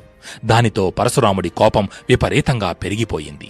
వెంటనే ఒక బాణం సంధించి భీష్ముడి యొక్క రథ సారథిని చంపేశాడు. మళ్లీ తన ధనస్సు యొక్క వింటినారిని గట్టిగా లాగి మంత్రం స్మరించగానే అత్యంత శక్తివంతమైన అస్త్రం ఒకటి ప్రత్యక్షమయ్యింది. ఆ అస్త్రం ఏంటో భీష్ముడికి తెలియదు. భీష్ముడు దాన్ని నేర్చుకోలేదు. పరశురాముడు ఆ అస్త్రాన్ని భీష్ముడి మీదకు గురిపెట్టి సంధించాడు. ఆ అస్త్రం అత్యంత వేగంగా భీష్ముడికి వచ్చి తగిలి భీష్ముడు రథంపైనే కుప్పకూలిపోయాడు. వెంటనే గంగాదేవి అక్కడ ప్రత్యక్షమై భీష్ముడి రథానికి సారథిగా మారి రథం నడుపుతూ భీష్ముడిని అక్కడి నుండి తీసుకువెళ్లిపోయింది. ఆ రోజు రాత్రి అయ్యింది. భీష్ముడు ఇంకా మూర్ఛ నుండి తేరుకోలేదు. అప్పుడు ఎక్కడి నుండో భీష్మా అని పిలిచినట్టుగా ఒక పిలుపు వినబడింది. వెంటనే భీష్ముడు తన కనులు తెరచి చూడగా తను ఒక మాయా ప్రపంచంలో నిలబడి ఉన్నాడు. తన ముందు అత్యంత కాంతివంతంగా ప్రకాశిస్తూ 7 దివ్య పురుషులు కనిపించారు. వారు మరెవరో కాదు, 7 వసువులు. వసువులు భీష్ముడి వైపు చూస్తూ, భీష్మా, నువ్వు మేము వేరు కాదు, నువ్వు కూడా మాలో ఒకడివే. ఈ విశ్వంలో పరశురాముణ్ణి జయించగల అస్త్రం ఒక్కటే, అదే మోహనాస్త్రం అని చెప్పి భీష్ముడికి వసువులు మోహనాస్త్ర మంత్రోపదేశం చేసి అక్కడి నుండి మాయమయ్యారు. వెంటనే భీష్ముడు తన కనులు తెరచి చూడగా తన ముందు గంగాదేవి కనిపించింది. తను ఒక ఇంట్లో పడుకుని ఉన్నాడు. వెంటనే భీష్ముడు పైకి లేచి కలలో తనకు వసువులు ప్రసాదించిన మోహనాస్త్రం ప్రయోగించడం, ఉపసంహరించడం నేర్చుకున్నాడు. మరునాడు ఉదయం గంగాదేవిని సారథిగా చేసుకుని భీష్ముడు తన రథంపై మళ్లీ పరశురామునితో యుద్ధానికి బయలుదేరాడు. రథంపై భీష్ముని చూసిన పరశురాముడు, నిన్న సగం చచ్చి వెళ్ళావు, ఈరోజు పూర్తిగా నీ మదం అనుస్తాను అని చెప్పి భీష్మునిపై బాణాల వర్షం కురిపించాడు. భీష్ముడు ఆ బాణాలను గాలిలోనే తిప్పికొట్టి శక్తి అస్త్రాన్ని స్మరించి పరశురాముడి గుండెలపై గురిపెట్టి వదిలాడు. ఆ అస్త్రం ధాటికి పరశురాముడు రథంపై మూర్ఛపోయి పడిపోయాడు. అప్పుడు పరశురాముడి రథసారథి తనకు స్పృహ కల్పించాడు. స్పృహలోకి వచ్చిన పరశురాముడు రెట్టించిన కోపంతో ఇక ఉపేక్షించి లాభం లేదు అనుకుని భీష్ముడి వైపు చూస్తూ గట్టిగా, భీష్మ, నేను ఇప్పుడు ప్రయోగించే అస్త్రాన్ని మరే అస్త్రం అడ్డుకోలేదు. ఇది ఇంద్రుని చేతిలో వజ్రాయుధంతో సమానమైనది. దీని ముందు ఎంతటి వారైనా తల వంచక తప్పదు అని చెప్పి భీష్మునిపై బ్రహ్మాస్త్రాన్ని ప్రయోగించాడు. దానితో భీష్ముడు కూడా పరశురాముడిపై బ్రహ్మాస్త్రాన్ని ప్రయోగించాడు. బ్రహ్మాస్త్రాలు ఇప్పటి కాలపు అణుబాంబుల్లాంటివి. వాటిని అంత తేలికగా యుద్ధంలో ప్రయోగించరు. ఎందుకంటే వాటి శక్తి వల్ల లోకాలే నాశనమయ్యే ప్రమాదం ఉంది. 2 బ్రహ్మాస్త్రాలు విశ్వంలో ప్రళయాన్ని సృష్టిస్తున్నాయి. ప్రపంచం అంతా అంతమవుతుందా అన్నట్టుగా వాటి నుండి శక్తి ఉత్పన్నమవుతోంది. అప్పుడే భీష్ముడికి వసువులు తనకి ప్రసాదించిన మోహనాస్త్రం స్మరణకు వచ్చింది. వెంటనే భీష్ముడు తన ధనస్సును ఎక్కుపెట్టి మంత్రం స్మరించగానే మోహనాస్త్రం ప్రత్యక్షమయ్యింది. దానిని భీష్ముడు పరశురాముడి మీదకు గురిపెట్టి ప్రయోగించబోతుంటే వెంటనే అక్కడ నారదుడు ప్రత్యక్షమై భీష్ముడి వైపు చూస్తూ, గాంగేయ, పరశురాముడు నీకు విద్య నేర్పిన గురువు, తననే వధించాలి అనుకోవడం ధర్మమేనా అని వారించగా భీష్ముడు, గురుదేవులు పరశురామునితో యుద్ధం చేయడం నాకు ఇష్టం లేదు, కాని నాకు మరో మార్గం తోచలేదు అని అన్నాడు. ఇంతలో వసువులు కూడా అక్కడ ప్రత్యక్షమై పరశురాముడిపై మోహనాస్త్రాన్ని ప్రయోగించడం మంచిది కాదని చెప్పారు. అప్పుడు నారదుడు పరశురాముడి దగ్గరకు వెళ్లి, ప్రభూ, భీష్ముని వద్ద మోహనాస్త్రం ఉంది, కాని మీ మీద గౌరవంతో దానిని ప్రయోగించడం లేదు. ఈ 2 బ్రహ్మాస్త్రాల శక్తి వలన ప్రపంచం అంతమయ్యేలా ఉంది. మీ బ్రహ్మాస్త్రాన్ని వెనక్కు తీసుకోండి అని అన్నాడు. దానితో ఇద్దరూ వారి బ్రహ్మాస్త్రాలను ఉపసంహరించుకున్నారు. భీష్మ పరశురాముల మధ్య 22 రోజుల పాటు జరిగిన యుద్ధం అక్కడితో ముగిసింది. అప్పుడు భీష్ముడు పరశురాముడి దగ్గరకు వెళ్లి గురువు పాదాలకు నమస్కరించాడు. పరశురాముడు భీష్ముణ్ణి తన చేతులతో పైకి లేపి, నీ అద్భుత పరాక్రమాన్ని చూసి నాకు ఎంతో సంతోషంగా ఉంది కుమారా. ఈ పరశురాముణ్ణే ఓడించే గురువును మించిన శిష్యుడవని నిరూపించుకున్నావు అంటూ భీష్ముడిని మనస్ఫూర్తిగా ఆశీర్వదించి అంబాదేవి దగ్గరకు వెళ్లి, నా సాయశక్తులా ప్రయత్నించాను, ధర్మం భీష్ముడి వైపే ఉంది, అందుకే తను నన్ను ఎదిరించి జయించాడు, ఇక నీ సమస్యను నువ్వే పరిష్కరించుకోవాలి అని చెప్పి పరశురాముడు అక్కడి నుండి వెళ్లిపోయాడు. అప్పుడు అంబాదేవి భీష్ముడి దగ్గరకు వచ్చి అతని వైపు చూస్తూ, నీ శక్తి సామర్థ్యాలను చూసి మిడిసిపడకు. నువ్వు ఏ సింహాసనం కోసమైతే నా జీవితాన్ని నాశనం చేశావో అదే సింహాసనం నీకు ముళ్ళ కిరీటంలా మారి నీ జీవితాంతం నీకు మనశ్శాంతి లేకుండా నిన్ను చిత్రవధ చేస్తుంది. నీ తండ్రి ఇచ్చిన వరమే నీకు శాపంగా మారి నువ్వు మరణం కోసం ఎదురుచూస్తున్న సమయంలో మృత్యుదేవతలా నీ ముందు ప్రత్యక్షమవుతాను అని చెప్పి అక్కడి నుండి వెళ్లిపోయింది. భీష్ముని జీవితం మనకు ఒక అద్భుత సత్యాన్ని తెలియజేస్తుంది. భీష్ముడు తన జీవితం మొత్తం ధర్మాన్నే ఆశ్రయించాడు. తను తన జీవితంలో చేసిన ఒకే ఒక తప్పు అంబాదేవి మనసులో ఏముందో తెలుసుకోకుండా ఆమెను బలవంతంగా స్వయంవరం నుండి తీసుకురావడం. అది కూడా తను కావాలని చేసిన పని కాదు. అయితే మనం ఒక పని తెలిసి చేసినా తెలియక చేసినా దాని నుండి వచ్చే ప్రతిఫలాన్ని తప్పక ఏదో ఒక రోజు అనుభవించక తప్పదు. మనం చేసిన మంచి కర్మలు చెడు కర్మలను మార్పించలేవు. మనం 100 పుణ్యకార్యాలు చేసి ఒక్క చెడు కర్మను తలపెట్టినా ఆ చెడు కర్మ యొక్క ఫలితాన్ని తప్పక అనుభవిస్తాం. ఉదాహరణకి మనం 10 రోజుల పాటు కష్టపడి ఒక అద్భుతమైన పడవను తయారు చేసి చివరకు ఆ పడవకు ఓ చిన్న రంధ్రం పెడితే ఎలా అయితే ఆ పడవ నీటిలో మునిగిపోతుందో అలాగే మనం చేసిన ఒక్క చెడు కర్మ మనల్ని నిలువునా ముంచేస్తుంది. భీష్ముడు తన జీవితాంతం ధర్మం వైపు నిలబడినా తను చేసిన ఆ ఒక్క తప్పు వల్ల ఒక ఆడపిల్ల జీవితం నాశనమయ్యింది. ఆ తప్పే చివరికి భీష్ముడికి అంపశయ్యపై పడుకునేలా చేసింది. 2 ఏళ్లు గడిచింది. విచిత్ర వీర్యుడు రాజకార్యాలను విస్మరించి విపరీతంగా తన భార్యలతో కామభోగాలలో మునిగి తేలుతూ చివరకు క్షయవ్యాధి కారణంగా మరణించాడు. దానితో రాజ్యమంతా అంధకారం అలుముకుంది. విచిత్ర వీర్యునికి సంతానం లేని కారణంగా హస్తినాపుర సింహాసనానికి వారసులు లేకుండా పోయారు. ఒక రాజ్యానికి రాజు లేడు అంటే అది సాధారణ విషయం కాదు. రాజ్యంలో అవినీతి అన్యాయాలు పెరిగిపోతాయి. దొంగలు దోపిడీదారులకు అది నిలయంగా మారుతుంది. శత్రు రాజ్యాలు రాజ్యంపై దండెత్తడానికి సిద్ధమవుతాయి. రాజ్య ఆర్థిక వ్యవస్థ దెబ్బతింటుంది. రాజ్య ప్రజలలో తిరుగుబాటు ప్రారంభమవుతుంది. రాజ్యం ఇటువంటి క్లిష్ట పరిస్థితుల్లో ఉండగా ఒకసారి సత్యవతీదేవి భీష్ముడిని కలిసి, కుమారా, నేను అడిగిన దానికి కాదనకుండా అంగీకరిస్తావా అని అడిగింది. అప్పుడు భీష్ముడు సత్యవతీదేవి వైపు చూస్తూ, అమ్మా, మీరు నన్ను అర్థించకూడదు, ఆజ్ఞాపించండి అని అన్నాడు. అప్పుడు సత్యవతీదేవి, ప్రస్తుతం మన భరత వంశానికి వారసులు లేరు. రాజులేక రాజ్యం తల్లడిల్లుతోంది. మా తండ్రిగారు స్వార్థంతో నీకు దక్కవలసిన సింహాసనంపై నా పుత్రులను కూర్చోబెట్టారు. అందువలనే ఈరోజు రాజ్యానికి ఈ దుస్థితి సంభవించింది.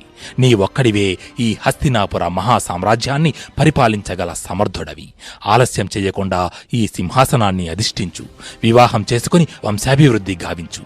ఈ రాజ్యానికి వారసులను ప్రసాదించు అని కోరింది. హస్తినాపుర సింహాసనాన్ని అధిష్ఠించి వివాహం చేసుకుని సంతాన సుఖాన్ని అనుభవించమన్న తన తల్లి సత్యవతీదేవితో, అమ్మా, ఏ ప్రతిజ్ఞ కారణంగానైతే ఈ భీష్ముడు ఇంతటి పేరు ప్రఖ్యాతలను కీర్తిని సంపాదించాడో ఆ ప్రతిజ్ఞను తప్పి నేనెలా జీవించగలను? వ్రతభంగం కారణంగా పాపం చుట్టుకొని నాకు ముక్తి అనేదే లభించదు. సమస్త లోకానికి వెలుగును ప్రసాదించే సూర్యభగవానుడు తన తేజస్సును కోల్పోయినా, భగభగమండే అగ్నిహోత్రుడు తన వేడిని విడిచిపెట్టినా ఈ భీష్ముడు తను చేసిన ప్రతిజ్ఞను మీరడు. కాని ప్రస్తుతం మన ముందు ఉన్న ఈ సమస్యకు నా దగ్గర ఓ పరిష్కారం ఉంది అన్నాడు భీష్ముడు. అది విన్న సత్యవతీదేవి వెంటనే ఆసక్తిగా, ఏమిటా పరిష్కారం అని అడిగింది. దానికి భీష్ముడు 2 నిమిషాలు మౌనంగా ఉండి తరువాత, అదే దేవరన్యాయము అని అన్నాడు. అది విన్న సత్యవతీదేవి, ఏంటి దేవరన్యాయమా అని అడిగింది. అప్పుడు భీష్ముడు సత్యవతీదేవి వైపు చూస్తూ, అవును, తన తండ్రిని ఒక క్షత్రియుడు చంపాడన్న కారణంగా మొత్తం క్షత్రియ వంశాన్నే నాశనం చేయాలనుకుని పరశురామ ప్రభువు తన గండ్ర గొడ్డలిని చేతబట్టి 21 సార్లు భూమండలమంతా చుట్టి కనిపించిన క్షత్రియులందరినీ నరికి చంపేశాడు. ఆఖరికి తల్లి గర్భంలో ఉన్న శిశువుతో సహా. అప్పుడు రాజులు లేక రాజ్యాలన్నీ అల్లకల్లోలంగా మారాయి. భూమండలమంతా అన్యాయాలు అక్రమాలతో నిండిపోయింది. అప్పుడు రాకుమార్తెలందరూ దేవరన్యాయం చేత వారసులని కని వంశాభివృద్ధి గావించి రాజ్యాలను రక్షించుకున్నారు. దేవరన్యాయం అంటే తప్పనిసరి పరిస్థితులలో రాజు సంతానహీనుడు అవ్వడం చేతగాని లేదా వారసులను కనకుండా మరణించినట్లయితే ఆ రాజు భార్య ఒక వేద పండితుడు, మనసులో అనువంతైన కామభాగాలపై ఆసక్తి లేనివాడు, సద్గుణ సంపన్నుడు, ఆజన్మ బ్రహ్మచారి అయిన ఒక బ్రాహ్మణుడితో లేదా ఒక మునితో లోక కళ్యాణం కోసం సంగమించి పిల్లల్ని కనడం. ఇది ధర్మబద్ధమైనది, ఋషుల చేత మునుల చేత అంగీకరించబడినది. ఒకసారి పండితులను, రాజా పురోహితులను సంప్రదించి నిర్ణయం తీసుకోండి మాత అని చెప్పాడు. మహాభారతంలో ఈ ఘట్టం అత్యంత క్లిష్టమైనది. వారసులు లేకపోతే రాజ్యం యొక్క స్థితిగతులు ఎలా ఉంటాయో మనం ఇంతకు ముందు భాగంలో తెలుసుకున్నాం. కాబట్టి తప్పనిసరి పరిస్థితులలో రాజ్య శ్రేయస్సు కోసం తీసుకున్న ఒక నిర్ణయం తప్పితే ఇందులో మనం తప్పులు ఎంచకూడదు. అలాగే ఇటువంటి ఆచారాలు ఇప్పటి కాలంలో పాటించడం పూర్తిగా నిషేధం. ఎందుకంటే అంతటి మహానుభావులు, పుణ్యచరితులు నేటి సమాజంలో లేరు. అందుకనే ఈ ఆచారం కలియుగ ఆరంభంలోనే తుడిచిపెట్టుకుపోయింది. అది విన్న సత్యవతీదేవి కొంతసేపు ఆలోచనలో పడింది. తరువాత భీష్ముని వైపు చూస్తూ, కుమారా, నాకు మీ తండ్రి గారైన శంతన మహారాజుతో వివాహం జరగడానికి ముందు ప్రతీప మహర్షి ద్వారా నా కన్యత్వం చెడకుండా ఒక పుత్రుడు జన్మించాడు. అతడే వ్యాసుడు. వ్యాసుడు మహా తపస్వి, ఆజన్మ బ్రహ్మచారి. వ్యాసుని కారణంగా మన వంశం వృద్ధి చెందుతుంది అని చెప్పగా భీష్ముడు కూడా దానికి అంగీకరించాడు. ఆ మరుసటి రోజు పండితులతో, బ్రాహ్మణులతో, రాజా పురోహితులతో చర్చించి సత్యవతీదేవి వ్యాసుణ్ణి స్మరించింది. వెంటనే అక్కడ పొడవాటి శరీరంతో, కపిల జడలతో, అపారమైన తేజస్సుతో వ్యాసుడు ప్రత్యక్షమై సత్యవతీదేవికి నమస్కరించాడు. చాలా కాలం తరువాత కొడుకుని చూడడంతో సత్యవతీదేవి ఎంతో సంతోషపడింది. తరువాత సత్యవతీదేవి వ్యాసుని వైపు చూస్తూ, కుమారా, ఈ మహా సామ్రాజ్యాన్ని పరిపాలించవలసిన భీష్ముడు తను చేసిన భీషణ ప్రతిజ్ఞ కారణంగా సింహాసనానికి దూరమయ్యాడు. నాకు వేరొక పుత్రుడు లేనందువలన రాజ్యానికి వారసులు లేరు. నువ్వు ధర్మబద్ధమైన దేవర న్యాయము ప్రకారంగా నీ తమ్ముడి భార్యలకు పుత్రులను ప్రసాదించు అని కోరింది. దానికి వ్యాసుడు, నీవు చెప్పినట్లే చేస్తాను అమ్మా అని అన్నాడు. ఆ రోజు రాత్రి సత్యవతీదేవి తన పెద్ద కోడలు అయిన అంబికను వ్యాసుని వద్దకు పంపింది. అపారమైన తేజస్సుతో వెలిగిపోతున్న వ్యాస భగవానుణ్ణి చూడలేక అంబిక తన కనులు మూసుకుంది. వారిద్దరి కలయిక వలన అంబికకు అత్యంత బలవంతుడు, మహాశక్తిశాలి అయిన ధృతరాష్ట్రుడు జన్మించాడు. కాని సంగమ సమయంలో అంబిక తన కనులు మూసుకుని ఉండడం వలన ధృతరాష్ట్రుడు పుట్టు గుడ్డివాడిగా జన్మించాడు. ఆ తరువాత అంబాలిక వ్యాసుని వద్దకు వచ్చింది. పొడవాటి శరీరంతో, కపిల జడలతో అత్యంత కాంతివంతంగా ప్రకాశిస్తున్న వ్యాసుణ్ణి చూసి అంబాలిక తెల్లగా పాలిపోయింది. వ్యాసుని కారణంగా అంబాలికకు అత్యంత పరాక్రమవంతుడు, సద్గుణ సంపన్నుడు అయిన పాండురాజు జన్మించాడు. కాని సంగమ సమయంలో అంబాలిక భయంతో తెల్లగా పాలిపోయినందువలన పాండురాజు పాండువర్ణం అంటే శరీరమంతా తెల్లటి రంగుతో జన్మించాడు. అయితే అంబికకు గుడ్డివాడు పుట్టడం వలన సత్యవతీదేవి చింతించి మళ్లీ అంబికను వ్యాసుని వద్దకు వెళ్లమని చెప్పింది. అయితే అంబికకు వ్యాసుని వద్దకు వెళ్లడం ఇష్టం లేదు. కాని అత్తగారి మాట కాదనలేక తన దగ్గర ఉండే ఒక దాసికి తనలాగే అలంకరించి వ్యాసుని వద్దకు పంపింది. కాని ఆమె వ్యాసుడిని చూసి భయపడలేదు. ప్రేమతో వ్యాసుడిని సేవించింది. వారిద్దరి కలయిక వలన దాసి గర్భాన ఎటువంటి లోపాలు లేకుండా సర్వగుణ సంపన్నుడు, సాక్షాత్తు ఆ యమధర్మరాజే విదురునిగా జన్మించాడు. అయితే వ్యాసుడు దాసిని గుర్తుపట్టకపోవడానికి కారణం వ్యాసుడి ఉద్దేశం కేవలం ఒక్కటే, వంశాన్ని నిలబెట్టడం, రాజ్యానికి వారసులను ఇవ్వడం. అంతకు మించి తన మనసులో ఎటువంటి కోరికలు గాని, ఆసక్తి గాని లేదు. అందుకే తను తన తమ్ముడి భార్యలైన అంబిక, అంబాలికలను పూర్తిగా చూడను కూడా లేదు. కాబట్టి వ్యాసుని యొక్క స్వచ్ఛమైన మనసుకు, గొప్ప వ్యక్తిత్వానికి ఇదే నిదర్శనం. ఇక దాసి గర్భాన యమధర్మరాజు జన్మించడానికి ఒక ముఖ్యమైన కారణం ఉంది. పూర్వం మాండవ్యుడు అనే మహా తపస్వి ఉండేవాడు. ఆయన ఊరి చివర ఒక ఆశ్రమం నిర్మించుకుని అందులో తపస్సు చేసుకుంటున్నాడు. అయితే ఒకసారి కొంతమంది దొంగలు రాజభవనంలోని నగలు, ధనం దొంగతనం చేసి పరిగెత్తుకుంటూ వచ్చి మాండవ్యుని ఆశ్రమంలో దాక్కున్నారు. ఆ దొంగలను వెంబడిస్తూ వచ్చిన రాజభటులు అక్కడ ఉన్న మాండవ్యుని చూసి, రాజుగారి ధనం, నగలు దొంగలించి కొంతమంది దొంగలు ఇటువైపు వచ్చారు, మీరు ఏమైనా వాళ్లను చూశారా అని అడిగారు. కాని మౌనవ్రతంలో ఉన్న మాండవ్యుడు సమాధానం ఇవ్వకుండా అలాగే మౌనంగా ఉన్నాడు. దానితో భటులు మాండవ్యుని ఆశ్రమంలోకి ప్రవేశించి దొంగలను పట్టుకున్నారు. అయితే ఆ దొంగతనంలో మాండవ్యునికి కూడా భాగం ఉందని అనుమానించి భటులు మాండవ్య మునిని కూడా ఆ దొంగలతో పాటు బంధించి మహారాజు ముందు ప్రవేశపెట్టారు. కాని మాండవ్యుడు మహారాజు అడిగినా కూడా తన నోరు విప్పి నిజం చెప్పలేదు. దానితో మహారాజు నిజంగానే మాండవ్యుడికి కూడా ఆ దొంగతనంతో సంబంధం ఉందని భావించి భటుల వైపు చూస్తూ, ఇతనికి సోలారోహణ శిక్ష విధించండి అని ఆజ్ఞాపించాడు. సోలారోహణం అంటే ఒక పొడవాటి సోలంపై మనిషిని కూర్చోబెట్టడం. మనిషి యొక్క బరువు కారణంగా ఆ సోలం మనిషి యొక్క శరీరంలోకి దిగి తల నుండి బయటకు వచ్చి ఆ మనిషి మరణిస్తాడు. రాజు ఆజ్ఞాపించినట్లే భటులు మాండవ్యమునిని సోలంపై కూర్చోబెట్టారు. అయినా సరే మాండవ్యుడు తన తపస్సుని ఆపలేదు. ఆ సోలంపైనే కూర్చుని తపస్సు చేస్తున్నాడు. మన నిత్య జీవితంలో మనకంటూ ఒక బలమైన లక్ష్యం ఉంటుంది. కానీ మధ్యలో ఎదురయ్యే చిన్న చిన్న సమస్యలకు భయపడి మన ప్రయత్నాన్ని మధ్యలోనే ఆపేస్తుంటాం. కానీ మాండవ్యుడు మాత్రం తను ఎంత చిత్రవద అనుభవిస్తున్నా తన తపస్సుని మాత్రం ఆపలేదు. మరోసారి మీరు మీ ఓటమిని అంగీకరించి మీ ప్రయత్నాన్ని ఆపేసేటప్పుడు ఒకే ఒక్కసారి మిత్రమా మాండవ్యుని జీవిత కథను గుర్తు తెచ్చుకోండి. కొన్ని గంటలకు సోలం శరీరం గుండా లోనికి ప్రవేశించి మాండవ్యుని కంఠం వరకు వచ్చేసింది.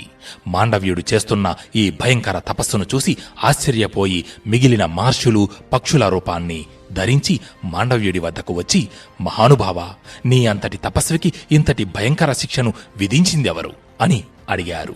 దానికి మాండవ్యుడు, మనిషి జీవితంలో ఏదీ కారణం లేకుండా జరగదు. ఇది నా పూర్వజన్మ యొక్క పాపఫలం అయ్యుంటుంది. దాన్ని నేను ఇప్పుడు అనుభవిస్తున్నాను. దీనికి వేరే వారిని నిందించి ప్రయోజనం లేదు అని సమాధానమిచ్చాడు. దానితో ఆ మహర్షులు అక్కడి నుండి వెళ్ళిపోయారు. అయితే ఈ మాటలన్నీ అక్కడ కాపలాగా ఉన్న భటులు విని మహారాజు వద్దకు వెళ్లి జరిగినదంతా వివరించారు. దానితో మహారాజు జరిగిన దానికి బాధపడి వెంటనే అక్కడికి వచ్చి మాండవ్యుడిని ఆ సోలంపై నుంచి దింపమని భటులకు ఆజ్ఞాపించాడు. కానీ ఎంత ప్రయత్నించినా ఆ సోలం మాండవ్యుని శరీరం నుంచి బయటకు రావడం లేదు. దానితో ఆ సోలాన్ని అక్కడితో నరికేశారు. సోలంలోని కొంత భాగం శరీరంలో అలాగే ఉండిపోవడం వలన మాండవ్యుడికి ఆని మాండవ్యుడు అనే పేరు వచ్చింది. ఆ తరువాత మాండవ్యుడు తను ఇంతటి భయంకరమైన శిక్షను పొందడానికి గల కారణం ఏమిటో తెలుసుకోవడం కోసం యమలోకానికి వెళ్ళాడు. అక్కడ యమధర్మరాజుని కలిసి, యమధర్మరాజా, ఇంతటి భయంకరమైన శిక్షను అనుభవించేంత పాపం నేను ఏం చేశాను అని అడిగాడు. దానికి యముడు, నువ్వు నీ చిన్నతనంలో తూనీగలను పట్టుకుని వాటిని సూదులతో గుచ్చుతూ ఆనందించేవాడివి, అందుకనే నీకు ఈ శిక్ష అని అన్నాడు. అప్పుడు మాండవ్యుడు, అలా చేస్తున్నప్పుడు నా వయసు ఎంత అని అడిగాడు. దానికి యముడు 9 సంవత్సరాలు అని సమాధానమిచ్చాడు. అప్పుడు మాండవ్యుడు, యమరాజా, పిల్లలకు 14 సంవత్సరాలు నిండేంత వరకు వాళ్ళని బాలురు అని అంటారు. ఆ వయసులో వాళ్ళు తెలుసో తెలియకో ఏదైనా తప్పు చేస్తే అది తప్పు కిందే భావించరు. కానీ ఆ వయసులో వాళ్ల పట్ల ఎవరైనా సరే తప్పు చేస్తే అది పెద్ద తప్పుగా పరిగణిస్తారు. అలాంటిది నేను చేసిన ఈ చిన్న తప్పుకు నాకు ఇంత పెద్ద శిక్ష విధించారు. కాబట్టి మీరు చేసిన ఈ తప్పుకు శిక్షగా మానవలోకంలో ఒక దాసి గర్భాన రాజవంశంలో జన్మిస్తారు. రాజవంశంలో పుట్టిన దాసీకి జన్మించినందువలన మీకు సింహాసనం దక్కకుండా ఇదే ధర్మంతో నిరంతరం ధర్మాన్ని బోధిస్తూ జీవిస్తారు అని శపిస్తాడు. అందువల్లనే యమధర్మరాజు విదురునిగా అవతారమెత్తాడు. రాకుమారులు 3 భీష్ముని వద్దే యుద్ధ విద్యలు, సకల వేదాలు, రాజనీతి శాస్త్రాలను అభ్యసించి పెరిగి పెద్దయ్యారు. తరువాత భీష్ముడు ఆ 3 పెద్దవాడైన ధృతరాష్ట్రుడికి హస్తినాపుర యువరాజుగా పట్టాభిషేకం చేశాడు. తమ్ముడైన పాండురాజు బల పరాక్రమాల అండతో విదురుని ధర్మ సూక్ష్మాలను అనుసరిస్తూ ధృతరాష్ట్రుడిపై ప్రేమను పెంచుకుంది. అందువల్ల గాంధారి ఈ వివాహానికి ఒప్పుకుంది. దానితో గాంధార దేశంలో నీకు ఒక మంత్రోపదేశం చేస్తాను. నువ్వు ఆ మంత్రం జపించి ఏ దేవతను పిలిచినా ఆ దేవత సింది. కాబట్టి పెండ్లికి ముందు పిల్లల్ని కని వారిని వదిలేయడం వల్ల ఎలాంటి సమస్యలు తలెత్తుతాయో కుంతీదేవి జీవితం మనకు సుస్పష్టంగా తెలియజేస్తుంది. ఆ పెట్టె నదీ ప్రవాహంలో కొట్టుకుని వెళుతూ నది ఒడ్డున ఉన్న ఒక సూతునికి కనిపించింది. వింతైన వెలుగులు వెదజల్లుతూ నదిలో ప్రవహిస్తున్న ఆ పెట్టెను చూసిన సూతుడు నదిలోకి దిగి ఆ పెట్టెను ఒడ్డుకు తీసుకువచ్చి తెరిచి చూశాడు. అప్పుడు ఆ సూతునికి వజ్ర వైఢూర్యాల కాంతులతో ప్రకాశిస్తున్న ఆ పెట్టెలో వాటిని మించిన తేజస్సుతో ప్రకాశిస్తూ సహజ కవచ కొండలాలను ధరించి చిరునవ్వులు చిందిస్తూ ఓ పసిబిడ్డ కనిపించాడు. వెంటనే సూతుడు ఆ బిడ్డను ఆ పెట్టెలో నుండి బయటకు తీసి తన భార్య రాధ దగ్గరకు తీసుకువెళ్లాడు. ఆ బిడ్డను చూసిన రాధ ఎంతగానో సంతోషపడింది. పిల్లలు లేక బాధపడుతున్న మనకు ఆ భగవంతుడే ఈ విధంగా ఈ పసివాడిని మన దగ్గరకు చేర్చాడు అని అనుకొని ఆనందించింది. వజ్ర వైడూర్య మనుల మధ్య కనిపించాడు కాబట్టి ఆ బిడ్డకు ఆ దంపతులు వసుశేనుడు అనే పేరు పెట్టారు. కర్ణములకు కుండలాలతో జన్మించాడు కాబట్టి కర్ణుడు అని పిలుచుకుంటున్నారు. అప్పటి నుండి కుంతీపుత్రుడైన కర్ణుడు రాధేయుడిగా ఆ సూతుని ఇంట్లోనే పెరిగాడు. తను నదిలో వదిలేసిన బిడ్డను ఒక సూతుడు పెంచుకుంటున్నాడని పాదచారుల ద్వారా తెలుసుకున్న కుంతీదేవికి మనసు శాంతించింది. ఆ తరువాత కుంతిభోజుడు ప్రకటించిన స్వయంవరంలో కుంతీదేవి పాండురాజుని తన భర్తగా స్వీకరించింది. తరువాత పాండురాజు భీష్ముని అనుమతి తీసుకుని మద్రరాజు కుమార్తె అయిన మాద్రిని కూడా వివాహం చేసుకున్నాడు. వివాహమైన తరువాత పాండురాజు దిగ్విజయ యాత్రకు వెళ్లాడు. తన శౌర్య పరాక్రమాలతో పాండురాజు 4 దిక్కులలో రాజులందరినీ జయించి రాజ్యాన్ని విస్తరించాడు. కనుచూపు మేర వరకు ఉన్న రాజ్యాలన్నిటినీ హస్తినాపురికి సామంత రాజ్యాలుగా మార్చాడు. 100 అశ్వమేధ యాగాలు చేసి గొప్ప వీరుడిగా పేరుగాంచాడు. అయితే ఓసారి పాండురాజు వేట నిమిత్తం అడవికి వెళ్లాడు. కాని ఆ రోజు ఎంత వెతికినా ఒక్క జంతువు కూడా కనబడలేదు. దానితో పాండురాజుకు విసుగు పుట్టింది. సరిగ్గా అప్పుడే పాండురాజుకు 2 జింకలు ప్రణయ కలాపాలలో మునిగి తేలుతూ కనబడ్డాయి. అప్పటికే ఒక్క జంతువు కూడా కనబడక విసుగు చెంది ఉన్న పాండురాజు మంచి చెడ్డలు ఆలోచించక వాటి మీదకు బాణాన్ని గురిపెట్టి సంధించాడు. పాండురాజు ధనస్సు నుండి వెలువడిన ఆ బాణం అత్యంత వేగంగా ప్రయాణించి ఆ 2 జింకలలోని ఆడజింకకు తగిలి ఆ జింక శరీరాన్ని చీల్చుకుంటూ వెళ్లి మగజింక శరీరంలోకి దిగింది. బాణం తగిలిన వెంటనే ఆడజింక తన ప్రాణాలు విడిచింది. కాని మగజింక ఇంకా కొన ఊపిరితో ఉంది. ఇంతలో పాండురాజు ఆ జింకల దగ్గరకు వచ్చాడు. పాండురాజుని చూసిన మగజింక పాండురాజు చూస్తుండగానే ఒక ముని రూపాన్ని ధరించింది. అది చూసి పాండురాజు ఆశ్చర్యపోయాడు. నిజానికి ఆ జింకలు సాధారణ జింకలు కాదు, ఒక మునిపత్ని. అయితే వారు తమకి ఉన్న తపశ్శక్తి ద్వారా జింకల రూపాన్ని ధరించి క్రీడిస్తున్నారు. ఈ విషయం తెలియక పాండురాజు వారిపై బాణప్రయోగం చేశాడు. కొన ఊపిరితో ఉన్న ముని పాండురాజు వైపు చూస్తూ, మహారాజా, వేట క్షత్రియ ధర్మం, అందులో తప్పులేదు. కాని అనారోగ్యంతో ఉన్న జంతువులను, క్రీడిస్తున్న జంతువులను అతి కిరాతకులు కూడా వేటాడరు. ధర్మాధర్మాలు తెలిసి కూడా మీరు క్రీడిస్తున్న మాపై బాణం ఎందుకు ప్రయోగించారు అని అడిగాడు. దానికి పాండురాజు, నేను మిమ్మల్ని మోసగించిగాని నమ్మించిగాని చంపలేదు, కాబట్టి ఇందులో నా తప్పేమీ లేదు అని తనని తాను సమర్థించుకున్నాడు. దానితో ఆ ముని కోపంతో పాండురాజు వైపు చూస్తూ, అధర్మంగా సంగమిస్తున్న మమ్మల్ని నువ్వు ఎలా చంపావో అలాగే నువ్వు నీ భార్యతో సంగమించిన మరుక్షణమే మరణిస్తావు అని శపించి తన తుది శ్వాసను విడిచాడు. ఇక్కడ మనం జాగ్రత్తగా గమనిస్తే పాండురాజుకు ఎప్పుడైతే అడవిలో ఒక్క జంతువు కూడా కనబడలేదో ఆయన తన విచక్షణా జ్ఞానాన్ని మరచి ధర్మాధర్మాలు పట్టించుకోకుండా క్రీడిస్తున్న జంతువులపై బాణప్రయోగం చేశాడు. కాబట్టి ఎప్పుడూ కోపంలో గాని బాధలో గాని అధిక సంతోషంలో ఉన్నప్పుడు గాని నిర్ణయాలు తీసుకోకూడదు అని మన జీవితానికి ఓ సందేశం. అలాగే బాణం తగిలి కొన ఊపిరితో ఉన్న ముని అధర్మంగా నన్ను ఎందుకు కొట్టావు అని అడిగినప్పుడు పాండురాజు తన తప్పు ఒప్పుకొని క్షమాపణ చెప్పి ఉంటే ఆ ముని శపించకుండా తప్పక క్షమించి ఉండేవారు. కాని పాండురాజు తన తప్పు ఒప్పుకోకుండా తనను తాను సమర్థించుకొని తన చేతులారా తానే శాపానికి గురయ్యాడు. కాబట్టి మనం ఎప్పుడైనా పొరబాటున తప్పు చేసినా ధైర్యంగా తప్పు ఒప్పుకొని క్షమించమని కోరడం ద్వారా ఎదుటివారి దృష్టిలో మన పట్ల మంచి అభిప్రాయం ఏర్పడుతుంది. ముని ఇచ్చిన శాపానికి పాండురాజు దుఃఖించి సంసార సుఖం లేనప్పుడు తపస్సు చేయడమే మంచిదని భావించాడు. తన భార్యల వైపు చూస్తూ, మీరు హస్తినాపురానికి వెళ్లి భీష్ముడికి, మాత సత్యవతీదేవికి జరిగిన విషయం చెప్పండి, నేను ఇక్కడే ఉండి తపస్సు ఆచరిస్తాను అని అన్నాడు. దానికి కుంతి, మాద్రి, నాథా, మేము మీరు లేకుండా రాజ్యానికి ఎలా వెళ్లగలము? మేము కూడా మీతోనే ఉంటాం అని అన్నారు.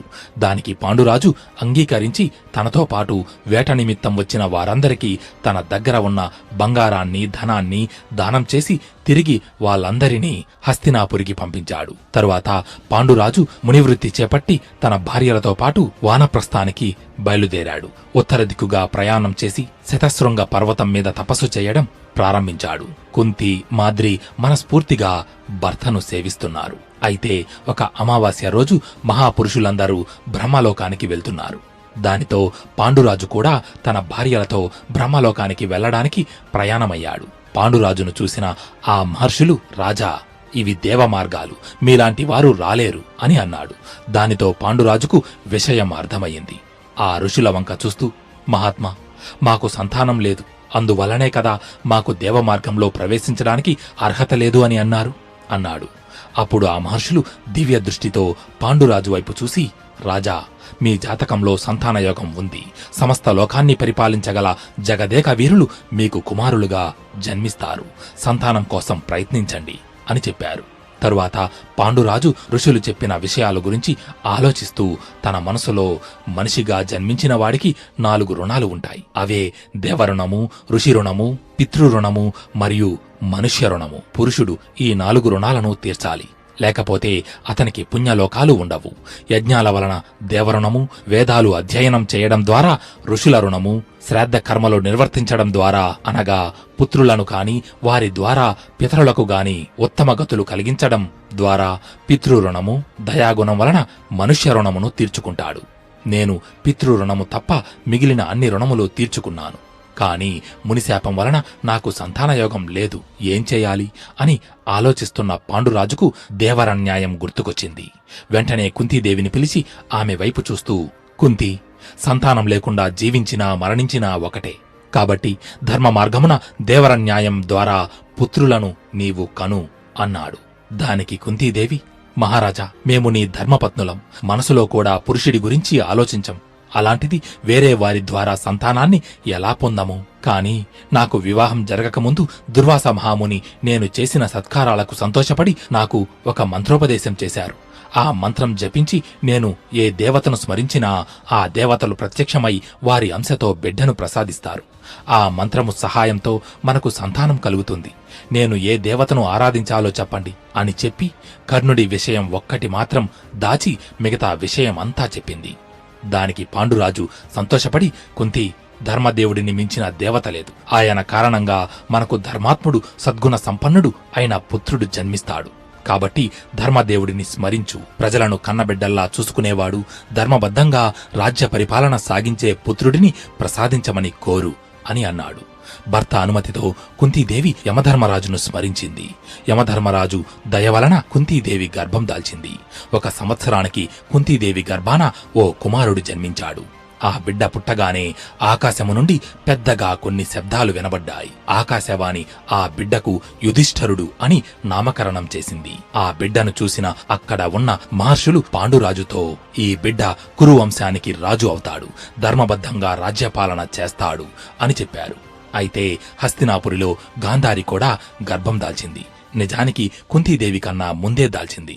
కాని గర్భం ధరించి ఎంతకాలమైనా బిడ్డను ప్రసవించలేదు. ఇంతలో కుంతీదేవికి యుధిష్ఠరుడు పుట్టాడన్న వార్త హస్తినాపురికి చేరింది. అది విని భరించలేక గాంధారి తన గర్భంపై బలంగా చేతులతో బాదుకుంది. దానితో ఆమెకు గర్భస్రావమై ఒక మాంసపు ముద్దకు జన్మనిచ్చింది. ఇది చూసి అందరూ ఆశ్చర్యపోయారు. అయితే ఈ విషయం వ్యాసుడికి తెలిసి హస్తినాపురానికి వచ్చాడు.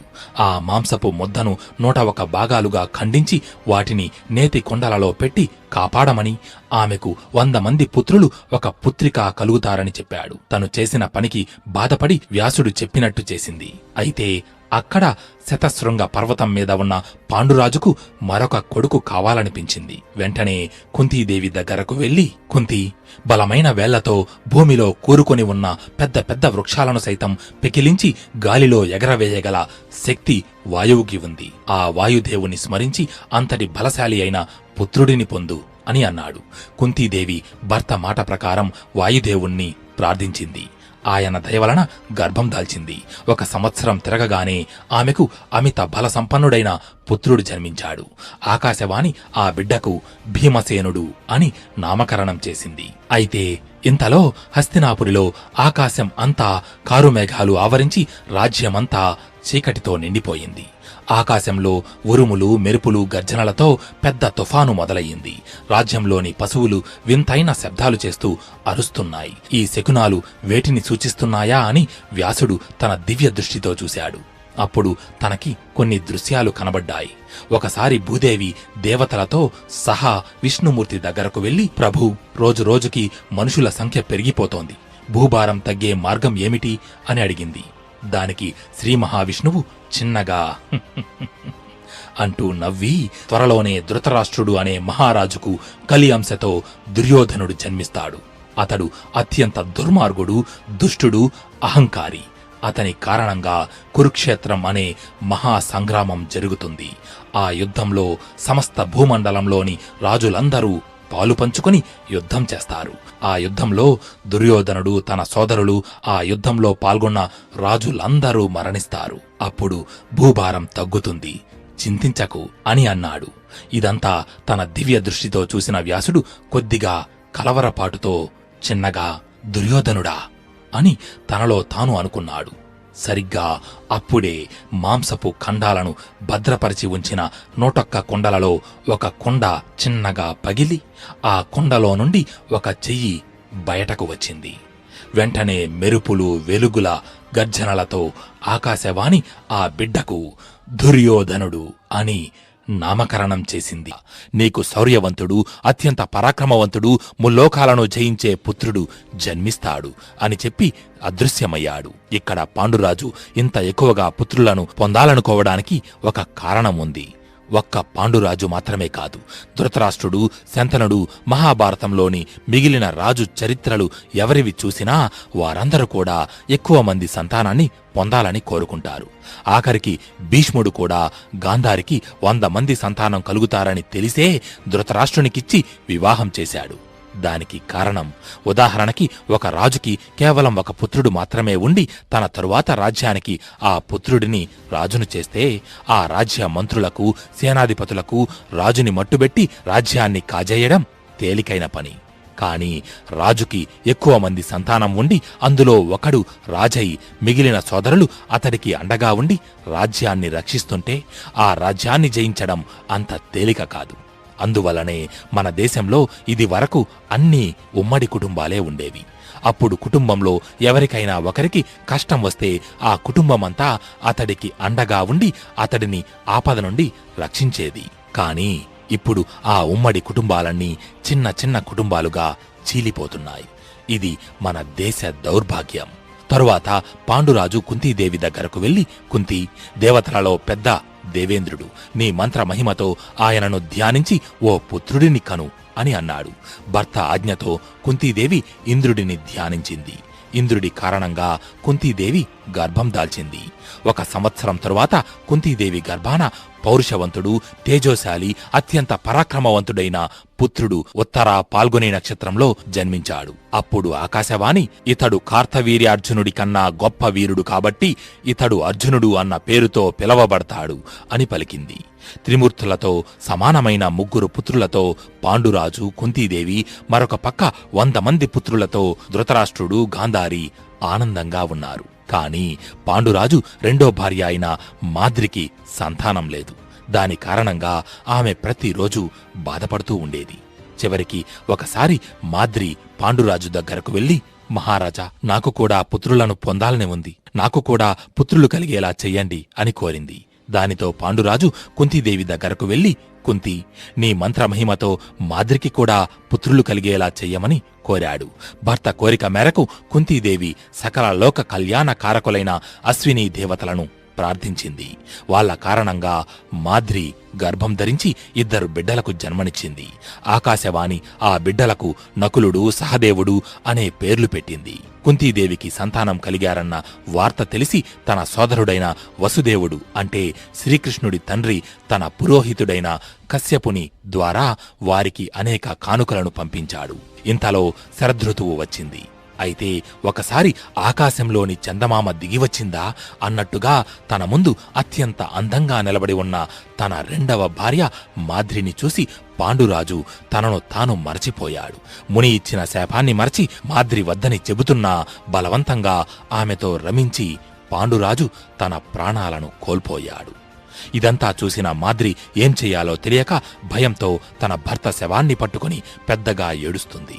ఇంతలో కుటీరం బయట పూజకని పూలు కోస్తున్న కుంతీదేవికి కుటీరం లోపలి నుంచి పెద్దగా ఏడుస్తూ ఆ శబ్దాలు వినబడ్డాయి.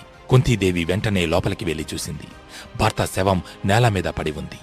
మాద్రి ఆ శవం పక్కనే ఏడుస్తూ కనబడింది. దానితో కుంతీదేవికి విషయం అర్థమయ్యింది. అరణ్యంలో ఉన్న మునులు కూడా అక్కడికి వచ్చారు. పాండురాజు శవాన్ని కాల్చడానికి చితి ఏర్పరిచారు. అయితే పాండురాజుని కాల్చిన చితిలో కుంతీదేవి కూడా సహగమనం చేయాలని నిర్ణయించుకుంది. కాని మాద్రి దానికి అడ్డుపడి, అక్కా, నా నిర్లక్ష్యం వల్లే మన భర్త మరణించాడు.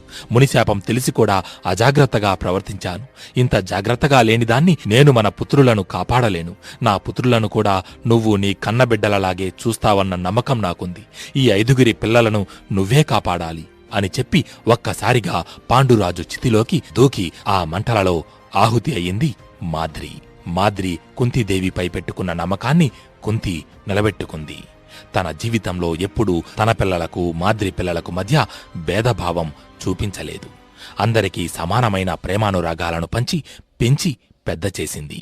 అందువలనే పంచ పాండవులు 5 జీవితాంతం ఒక చేతివేళ్లలా కలిసే ఉన్నారు. మునిశాపం వల్ల పాండురాజు మరణించాడు. పిల్లల బాధ్యతను తన మీద వేసి మాద్రి కూడా తన శరీరాన్ని విడిచింది. దానితో ఏం చేయాలో తెలియక తన 5 పిల్లలను పట్టుకొని రోదిస్తున్న కుంతీదేవిని అక్కడ ఉన్న మునులు ఓదార్చారు. తరువాత మునులు కుంతీదేవితో, అమ్మా, మీరు హస్తినాపురికి వెళ్ళండి. మేము కూడా మీతోనే వచ్చి ధృతరాష్ట్ర మహారాజుకు భీష్ముల వారికి జరిగిన విషయం చెబుతాము అని అన్నారు. దానితో కుంతీదేవి తన 5 పుత్రులను తీసుకుని హస్తినాపురానికి బయలుదేరింది. పాండురాజు భార్య కుంతీదేవి తన పుత్రులతో సహా హస్తినాపురికి వస్తోందని తెలిసి హస్తినాపుర రాజ్య ప్రజలందరూ వాళ్ళని చూడడానికి వీధుల మీదకు వచ్చి నిలబడ్డారు. అప్పటిదాకా అడవిలో పుట్టి పెరిగిన పాండవులు వారి కోసం ఇంతలా ఎదురుచూస్తున్న ప్రజలను చూస్తూ తమ మనసుల్లో, మాకంటూ ఒక కుటుంబం ఉందా? అది కూడా మేము రాజకుటుంబీకులమా? అని ఎన్నో ఆశ్చర్యకర ప్రశ్నలకు సమాధానాలు ఆలోచిస్తూ ముందుకు నడుస్తున్నారు. ఇంతలో తమ కంటికి వాళ్ళు నడుస్తున్న దారిలో ఉన్న ఇండ్లపైనుండి వెళ్లి ఆకాశాన్ని తాకుతూ ఎత్తైన భవన శిఖరం ఒకటి కనిపించింది. అదే హస్తినాపుర రాజభవనం. మళ్లీ తిరిగి ముందుకు చూడగా దుర్యోధనుడు తన 99 మంది సోదరులతో ఎదురుగా వచ్చి పాండవులను ఆహ్వానించాడు.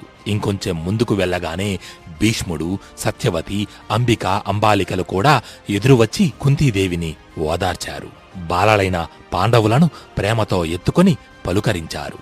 ఇంతలో కుంతీదేవితో వచ్చిన మునులలో ఒక ముని భీష్ముడి దగ్గరకు వచ్చి, మహారాజా, పాండురాజు కుంతి మాద్రిల ద్వారా 5 పుత్రులను పొంది విధివశాత్తు తన భార్యతో సహా మరణించాడు.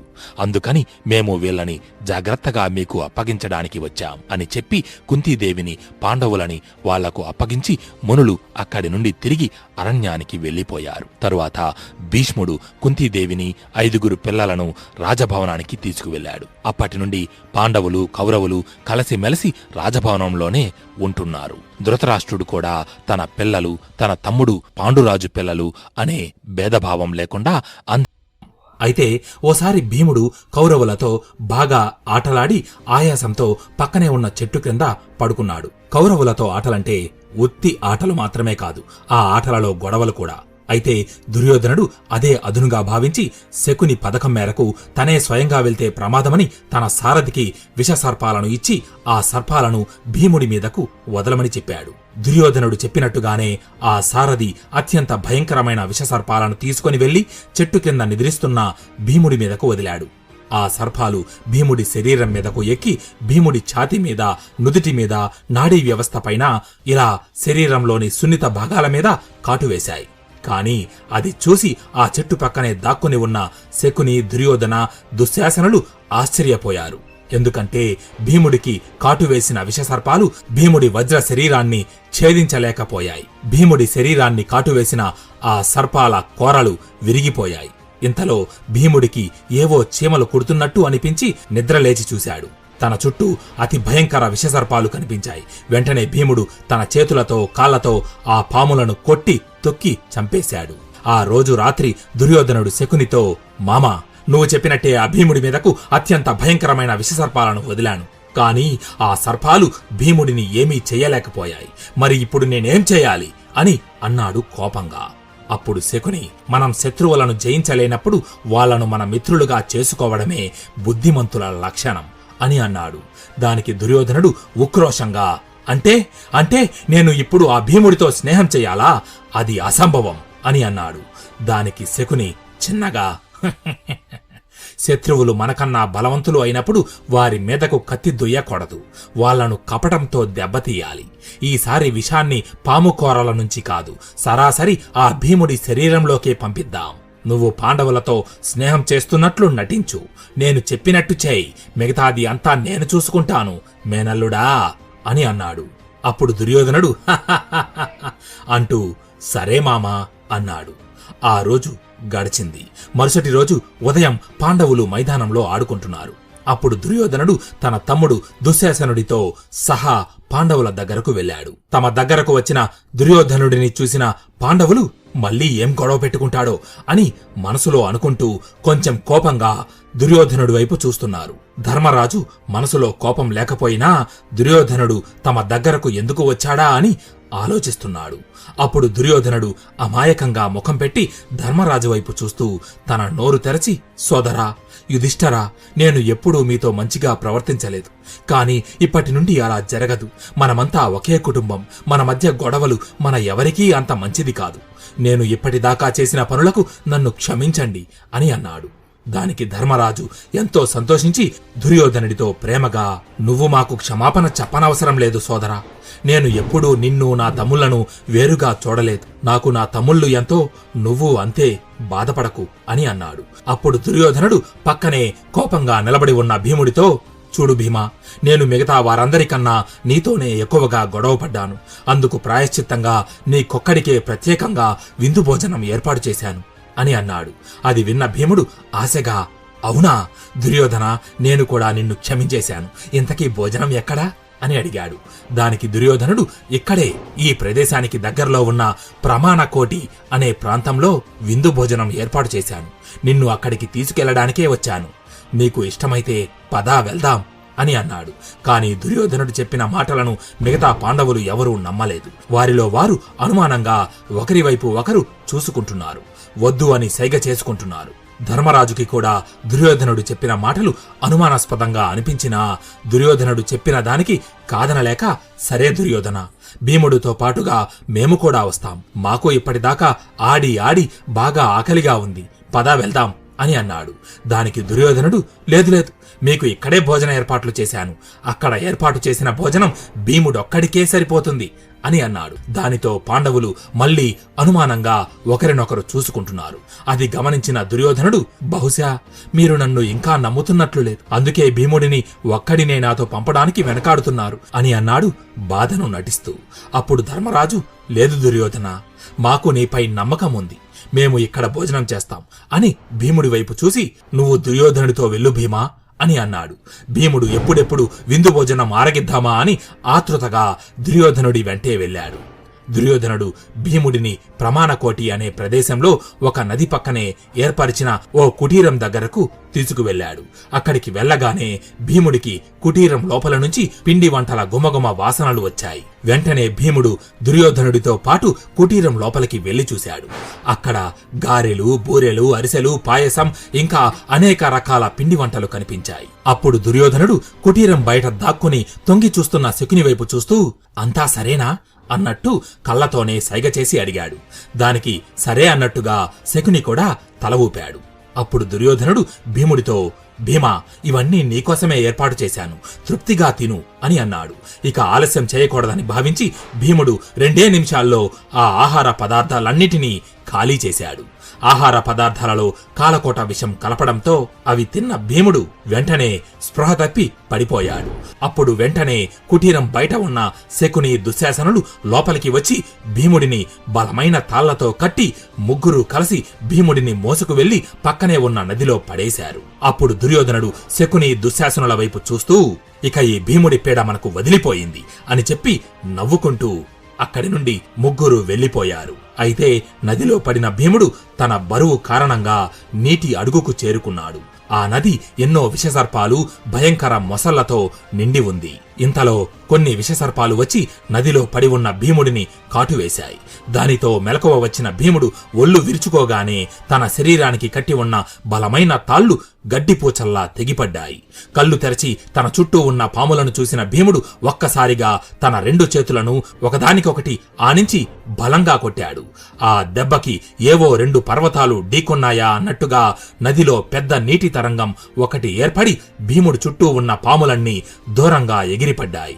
వెంటనే ఆ సర్పాలు వాటి శరీరంలోని సగభాగం మనిషి, మిగతా సగభాగం పాములుగా ఉన్న ఒక మాయా రూపాన్ని ధరించి ఆయుధాలను చేపట్టి భీముడిపై యుద్ధానికి సిద్ధమయ్యాయి.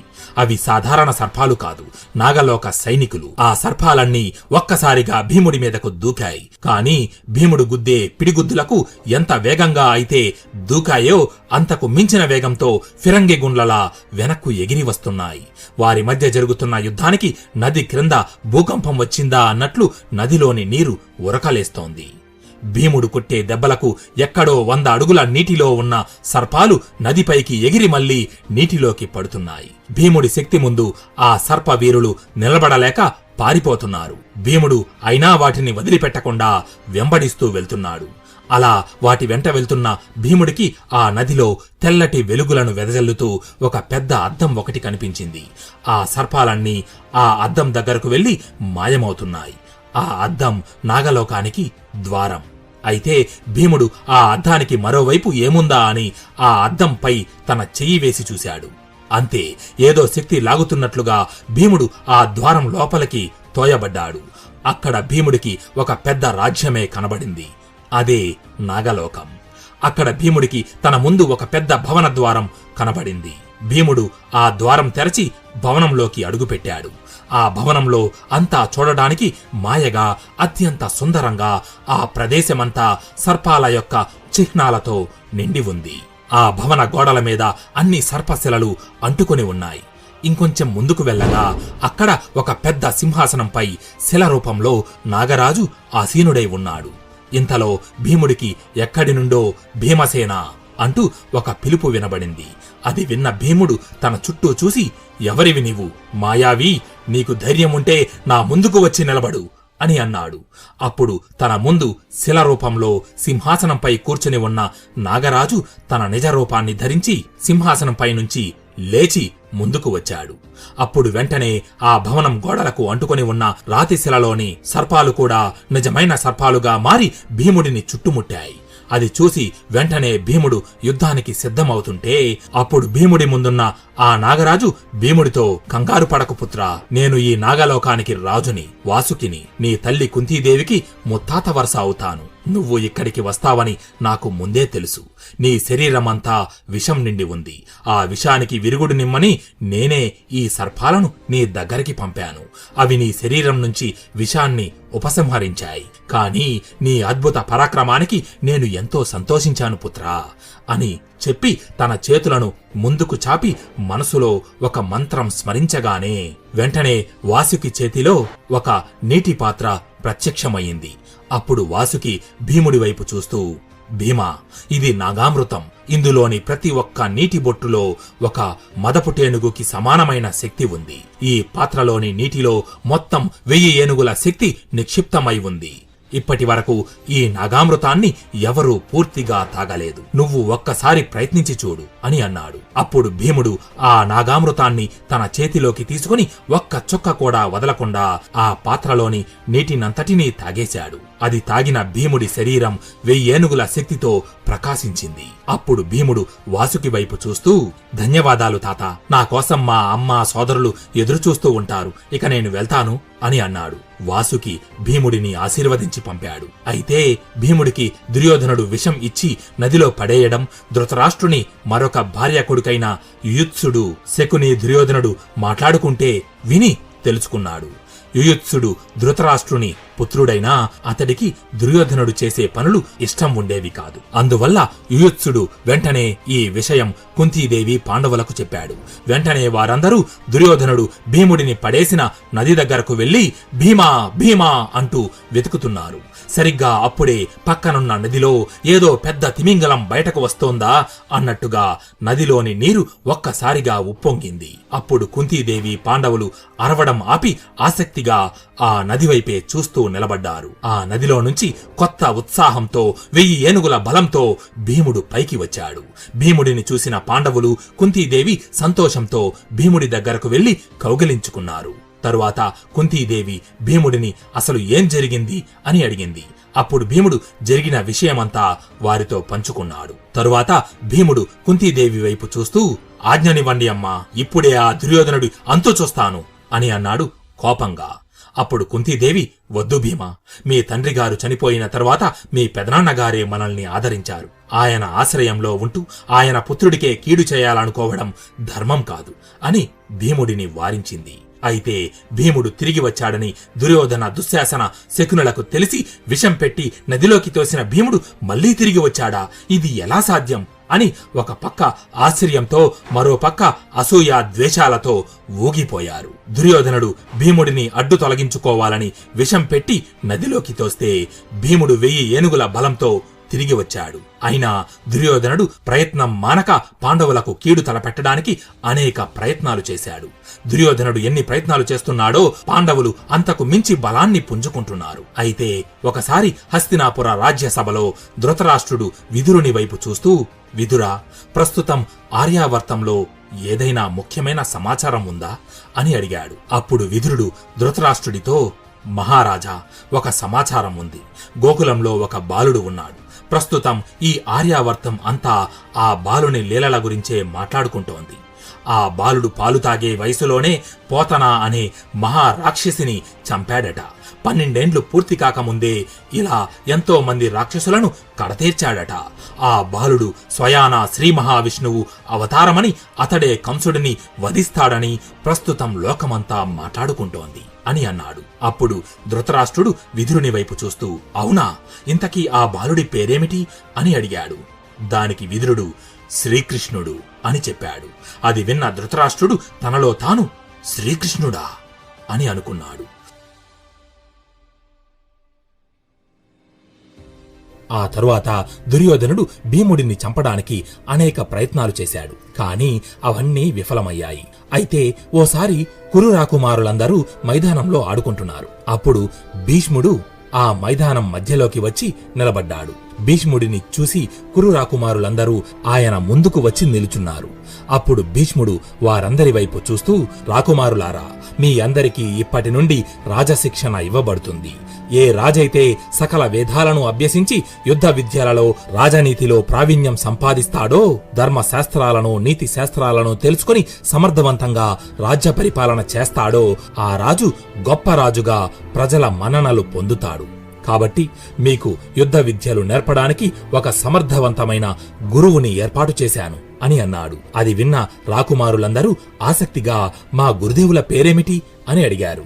అప్పుడు భీష్ముడు, అతడే అని కురు రాకుమారులకు యుద్ధ విద్యలు నేర్పించడానికి నియమించిన గురువు పేరు భీష్ముడు చెప్పబోతుంటే, సరిగ్గా అప్పుడే పశువుల పాకలోని పశువులన్నీ ఏదో అలజడి రేగినట్టుగా కోపంగా ఒక్కసారిగా వాటికి అడ్డుగా నిర్మించిన కంచెను బద్దలు కొట్టుకుంటూ బయటకు వచ్చి వాటి దారికి అడ్డంగా ఉన్న వాటినన్నిటినీ గుద్దుకుంటూ అత్యంత వేగంగా ముందుకు దూసుకు వెళుతున్నాయి.